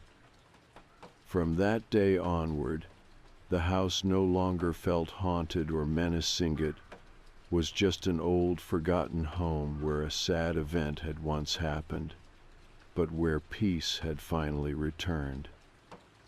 In the years that followed, we each went our separate ways. Luke moved out of town for college, eventually settling in another state entirely. Brandon stayed local, working in a nearby city, while Emma and I continued living in the same neighborhood. Close friends who occasionally revisited old memories, though rarely that one particular memory. But no matter how far we traveled or how busy our lives became, the experience remained quietly meaningful for each of us. It had changed something within us, taught us compassion, empathy, and respect for things beyond easy explanation.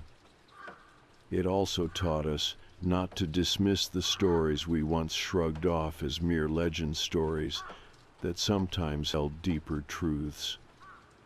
Several years later, a development project was announced in the neighborhood. The old abandoned house on Maple Street was scheduled to be demolished, replaced by new homes for young families. When Emma heard the news, she immediately reached out to the rest of us. We gathered once more, older, wiser, and far removed from the fearful teenagers we'd once been. We stood together on Maple Street, watching as workers carefully began removing the old structure piece by piece. None of us felt sadness this time, though. Instead, we watched with quiet gratitude, knowing the place had finally served its purpose, that its story was complete. As the demolition continued, neighbors gathered, sharing stories about the house, some repeating familiar ghost tales we'd all once laughed about. Listening quietly, Emma finally spoke up, surprising us all. "Actually," she said gently, "there's a true story behind that house. 2 children lived there once.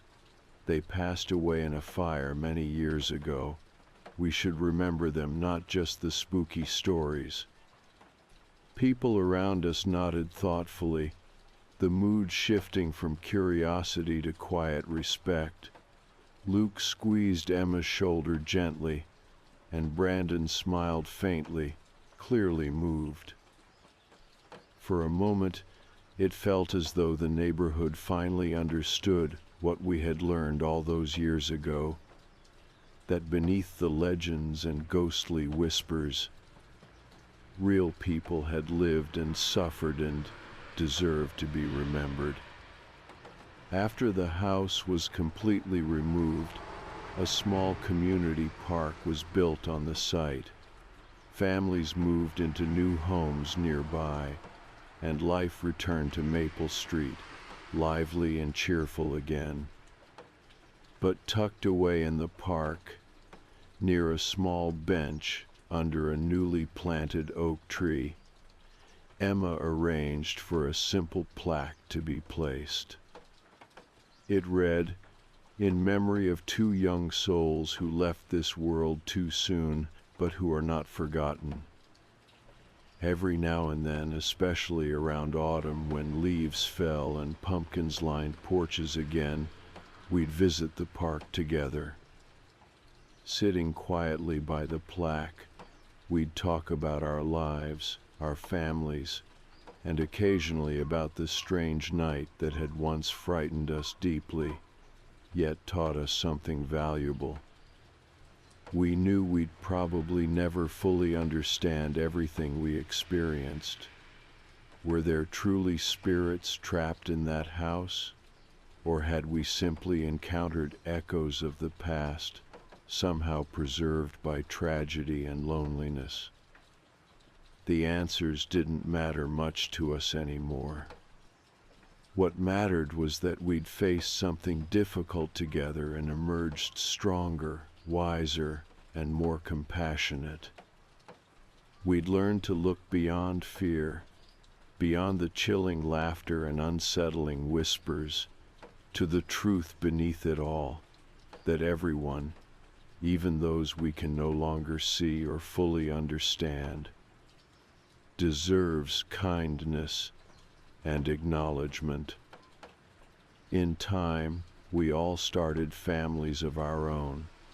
We raised our children to be open-minded, thoughtful, and respectful of the stories that others might dismiss too quickly. And each Halloween, as we walked our own neighborhoods, seeing young children laughing and playing, we'd smile gently, remembering those who once laughed unseen within the walls of a forgotten house. The abandoned house was gone now, replaced by warmth, laughter, and new memories. But the lessons we'd learned there stayed with us, a gentle reminder that some things, though mysterious and perhaps unknowable, were still worth remembering, still worth honoring. And somewhere deep within us, we knew the children we'd encountered that strange Halloween night had finally found the peace they'd long sought, no longer trapped or forgotten, but gently remembered, quietly respected, and forever at rest.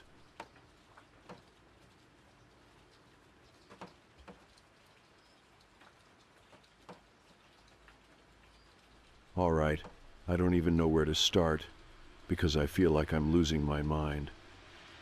This happened 3 nights ago, and I haven't been back to my apartment since.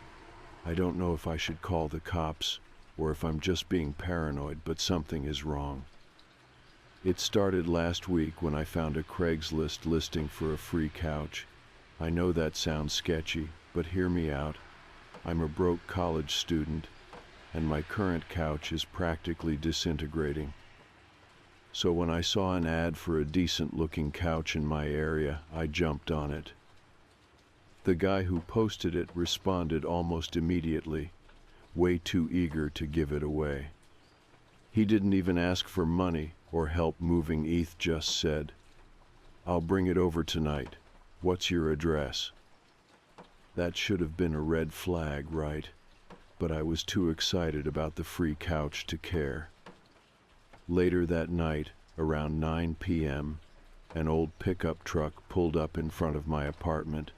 The driver was a thin, middle-aged guy, balding, maybe late 40s. He barely made eye contact as he stepped out of the truck. No small talk, no introductions, just walked around to the back and yanked the couch out like he couldn't get rid of it fast enough. I was standing in the doorway, kind of hesitant. I had expected him to at least ask for help moving it inside, but he insisted on carrying it himself. And he was strong. This thing wasn't light, but he dragged it up my stairs alone like it weighed nothing. The whole time he didn't say a word. Just set it down in my living room, nodded, and walked out before I could even thank him. The whole interaction lasted maybe 5 minutes, but something about it felt off, like he was in a hurry, like he wanted to be gone before I could ask questions. But again, free couch. That night, I lounged on it for hours, scrolling my phone, watching television, totally normal, nothing weird. Until I woke up at 3:30 a.m. to a faint knocking sound. I live alone. And the sound wasn't coming from outside. It was coming from inside the apartment. I sat up, heart pounding. The knocking was soft, rhythmic, like something tapping against wood. I turned on every light, searched the whole place, checked the front door, checked the closet. Nothing. Eventually, I convinced myself I was imagining it. Maybe the building was settling, or the wind was rattling something. It didn't help that I was running on like 4 hours of sleep. I pushed the thought away. And the next morning I forgot about it. The next night I stayed up late again. Around midnight I started feeling weird about the couch. Like the cushions felt different. Not wrong, just off. Like they were softer than before, almost hollow. I pressed down harder. And that's when I felt it. Something solid under the cushion, something hidden inside the couch. My stomach twisted. I unzipped the fabric, hesitating, already feeling like I didn't want to know what was inside. And then I found it. A small black camera. It was taped into a hidden compartment, wedged deep inside the frame. My hands started shaking as I pulled it out, fingers slick with sweat. The lens was facing outward, as in, it had been recording the room. I froze. My brain refused to process it. I turned it over in my hands. It was still on, a tiny red blinking light. I immediately yanked out the memory card, shoved it into my laptop, and opened the most recent video file.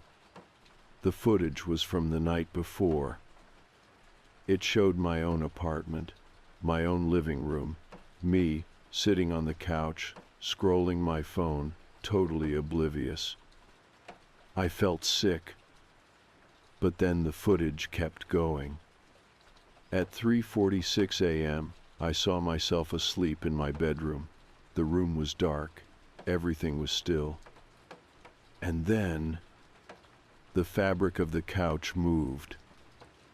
I watched, horrified, as the bottom of the couch lifted just a fraction of an inch, like something inside had shifted. Then the video cut off. I slammed my laptop shut, my whole body shaking. This wasn't just a hidden camera. Someone had been inside the couch. My phone buzzed. A text message from an unknown number. I see you found my spot. Mind if I come back in? I lost it, grabbed my keys, ran out of my apartment so fast I almost tripped. I haven't been back since. I called my landlord. I didn't know what to say, just that something was wrong and that I needed someone to check my unit. An hour later, I got a call back. The door was locked when we got there. No signs of a break-in. I could barely speak. Did you check the couch? A pause. Then, what couch? My stomach dropped. I made them go back and check. They searched the whole apartment. No couch, nothing. Like it had never been there. I checked Craigslist, tried to find the original listing. It was gone. The guy who gave it to me, account deleted. It was like the whole thing had never happened. But I know it did. I haven't been back to my apartment. I don't want to be. Because now, I can't stop thinking about it. That couch was big, and if there was space inside it for a camera, there was space inside it for something else. Or someone else. And I think they got out.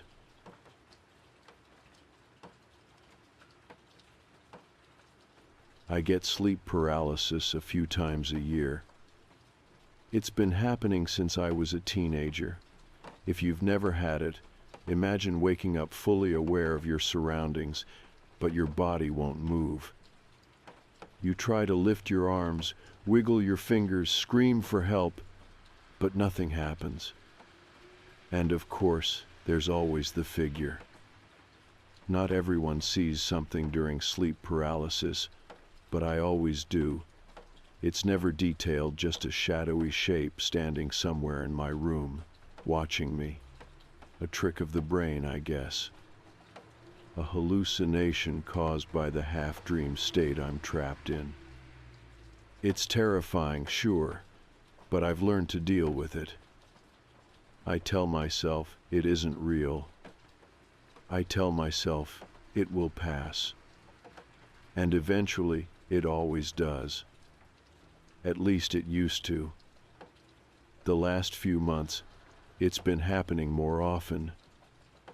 I've been stressed work, life, all of it piling up, so I figured that was the cause.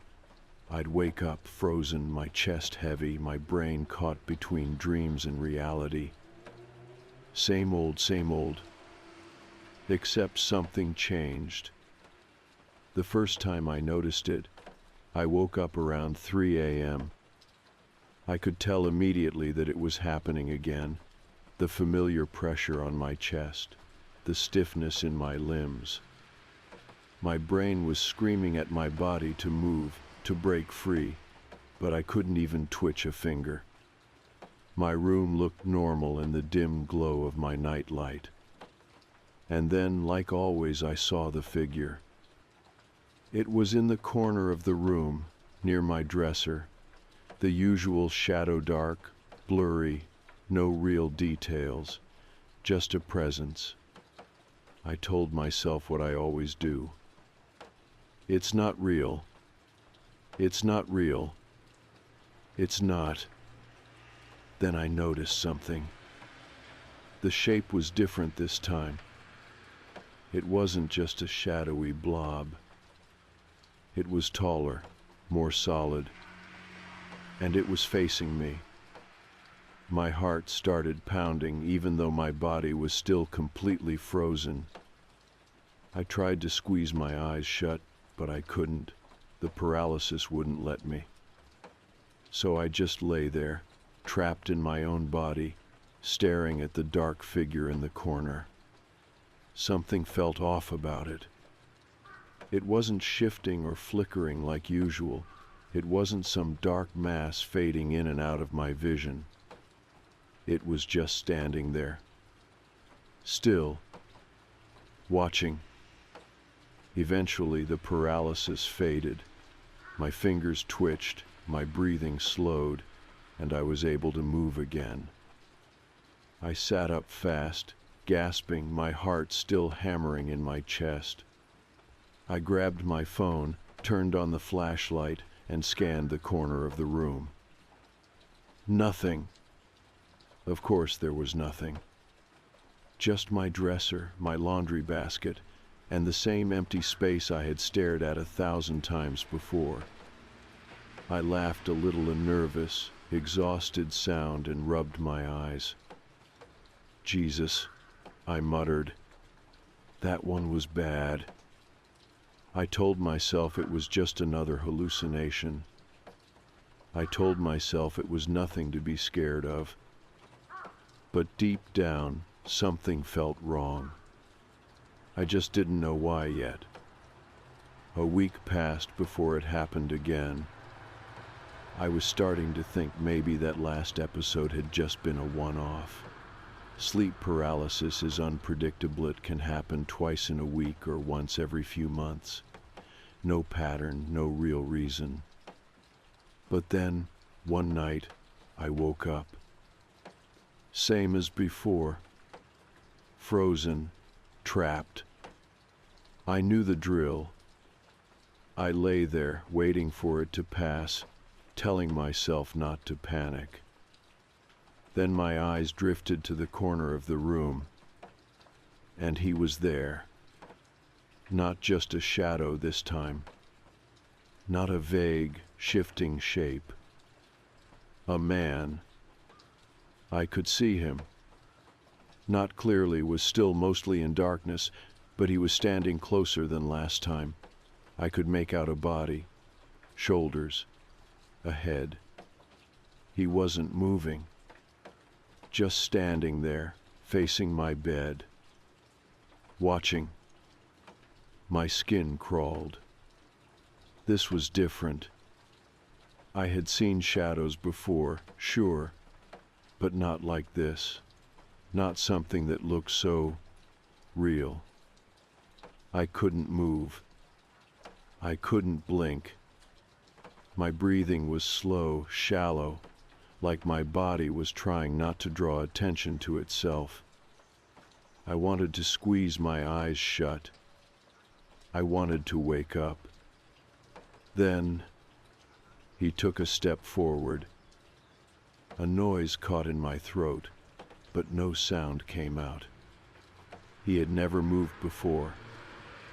The shadowy figures, the hallucinations, they were always static, like part of the background. But this time, he stepped toward me. Not fast. Not aggressive. Just slow and deliberate. Like he was seeing how close he could get. Like he knew I couldn't move. Like he was testing me. I tried to fight it. Tried to will my body to snap out of it. My fingers twitched, my breathing hitched. I was so close. Then he moved again. Closer. I could see the shape of his arms now, his hands, his head slightly tilted. Like he was studying me. Like he was curious. I felt my chest tighten. Every nerve in my body screamed at me to wake up, wake up, wake up. Then, just when I thought he would take another step, it stopped. The pressure lifted. My arms jerked forward. My chest heaved as I sucked in a breath. I sat up fast, grabbing my phone, fumbling with the flashlight. The corner was empty. Of course it was. It always was. I didn't go back to sleep. I sat up with the lamp on, my heart still racing, trying to convince myself it wasn't real. Just another hallucination. Just my brain playing tricks on me. But something was off. Something was different. Because I knew what I had seen. And that wasn't just a shadow. That was a man. And he was getting closer. After that night, I stopped sleeping well. I didn't tell anyone at first. It felt stupid. How do you explain that a hallucination is freaking you out more than usual? It wasn't real. It wasn't a big deal. At least, that's what I kept telling myself. But the thing is, even when I was awake, I couldn't shake the feeling that something was off. I started leaving the lamp on when I slept. I wasn't proud of it. I hadn't done that since I was a kid, but the thought of waking up in the dark and seeing that, Things standing there again. No thanks. For a while, it helped. No sleep paralysis, no weird figures in the corner. I almost convinced myself I had imagined the whole thing. Almost. Then one night, I woke up normally. No paralysis, no pressure on my chest. Just that uneasy feeling, like something had woken me up. I rolled over and checked my phone, 2:58 a.m. I sighed and turned onto my other side, pulling the blanket higher. Then I saw it, and my stomach dropped. The man in the corner, but this time I wasn't paralyzed. This time I was fully awake. I stopped breathing. For a second, my brain tried to rationalize it. Maybe my eyes were adjusting. Maybe it was a trick of the light. But no, it was him. Standing there, closer than before. I sat up so fast my vision blurred. I reached for my phone, fumbling to turn on the flashlight. The beam lit up the corner. Nothing. I stayed like that for a long time. Just sitting in bed, phone in my shaking hands, staring at the empty space where he had been. I wanted to believe it was sleep paralysis again. I really, really did. But I wasn't frozen this time. I had been awake. And for those few horrible seconds before I turned on the light, I had seen him. Not a shadow. Not a shape. A man. I didn't sleep after that. Not that night. Not the night after. Every time I closed my eyes, I expected to see him again. The man in the corner. But this time, I wasn't worried about sleep paralysis. Because I had been awake. I tried to convince myself that I was overtired, that stress was messing with my head. I even looked up hypnagogic hallucinations, those weird visions people get when they're half asleep. I told myself that's all it was. But deep down, I didn't believe it. Because something was wrong. I could feel it. I started checking my apartment more carefully. Locked my door, double-checked my windows. Everything was normal, perfectly normal. Until I noticed something. My bedroom door has this old lock on it. One of those simple turn latches, barely does anything. I never locked it before, because why would I? I live alone. But lately I had started locking it before bed, just in case. One morning, after another sleepless night, I got up and went to the kitchen to make coffee. I wasn't even thinking, just going through the motions. And that's when I saw it. The lock. It was unlocked. I froze. I knew I had locked it before going to bed. I remembered doing it. And now it was open. I felt something cold crawl through me. I turned and scanned the apartment. Checked the windows, the front door. All locked. I tried to tell myself I had just forgotten, that I had imagined locking it. But I knew better. That night I didn't go to bed.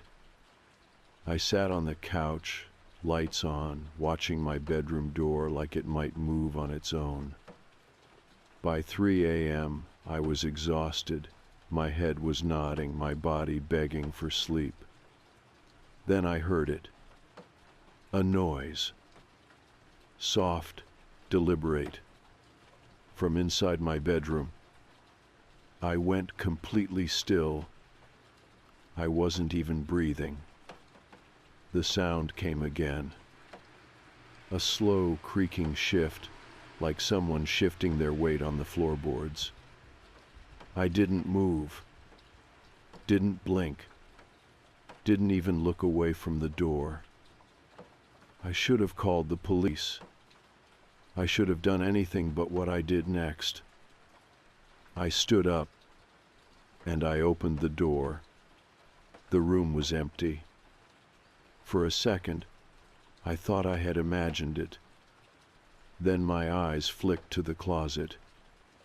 The door was open, just a crack. I hadn't left it open. I knew that.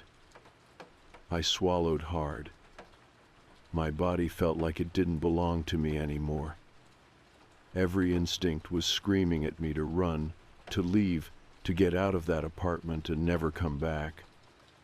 Instead, I stepped forward. My hand reached for the closet door, and I pulled it open. The first thing I saw was a blanket, crumpled in the corner. Then food wrappers, empty water bottles. I stared, my brain trying to catch up. And then, just as I was taking a step back, my eyes landed on something else. A notebook. I picked it up with shaking hands. The cover was worn, dirty. The pages were filled with handwriting. I flipped through it, my breath catching. Page after page. My name. My schedule. What time I left for work. What time I came home. What time I went to sleep. Then, here are the back dates. The nights I had sleep paralysis. She didn't see me this time. She woke up, but didn't move. She thinks I'm not real. Getting closer.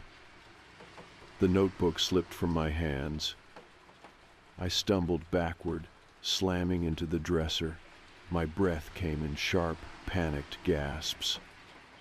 This wasn't sleep paralysis. It was never sleep paralysis. Someone had been in my apartment, watching me sleep. And every time it happened, he was getting closer. I ran. I didn't grab my keys, my phone, anything. I just ran out of the apartment, barefoot, panicked, heart hammering so hard it felt like it might stop. I don't even remember the elevator ride down. 1 second I was in my apartment, the next I was in the street, breathing in the cold air like I had just escaped drowning. The police came. They found more than I did. A hidden crawl space behind my bedroom closet, a loose panel in the ceiling, a way in and out that I had never noticed. They never found him. I moved that same week. Didn't even go back to pack. I had friends do it for me. I told them to throw everything away. I didn't want a single thing from that apartment. I just wanted to forget. I sleep with a knife next to my bed now. I have cameras in my house, multiple locks on every door. I don't tell people about what happened. Not really. Because who would believe me? Who would believe that for months I thought I was hallucinating, when the whole time there was a man in my apartment watching me sleep?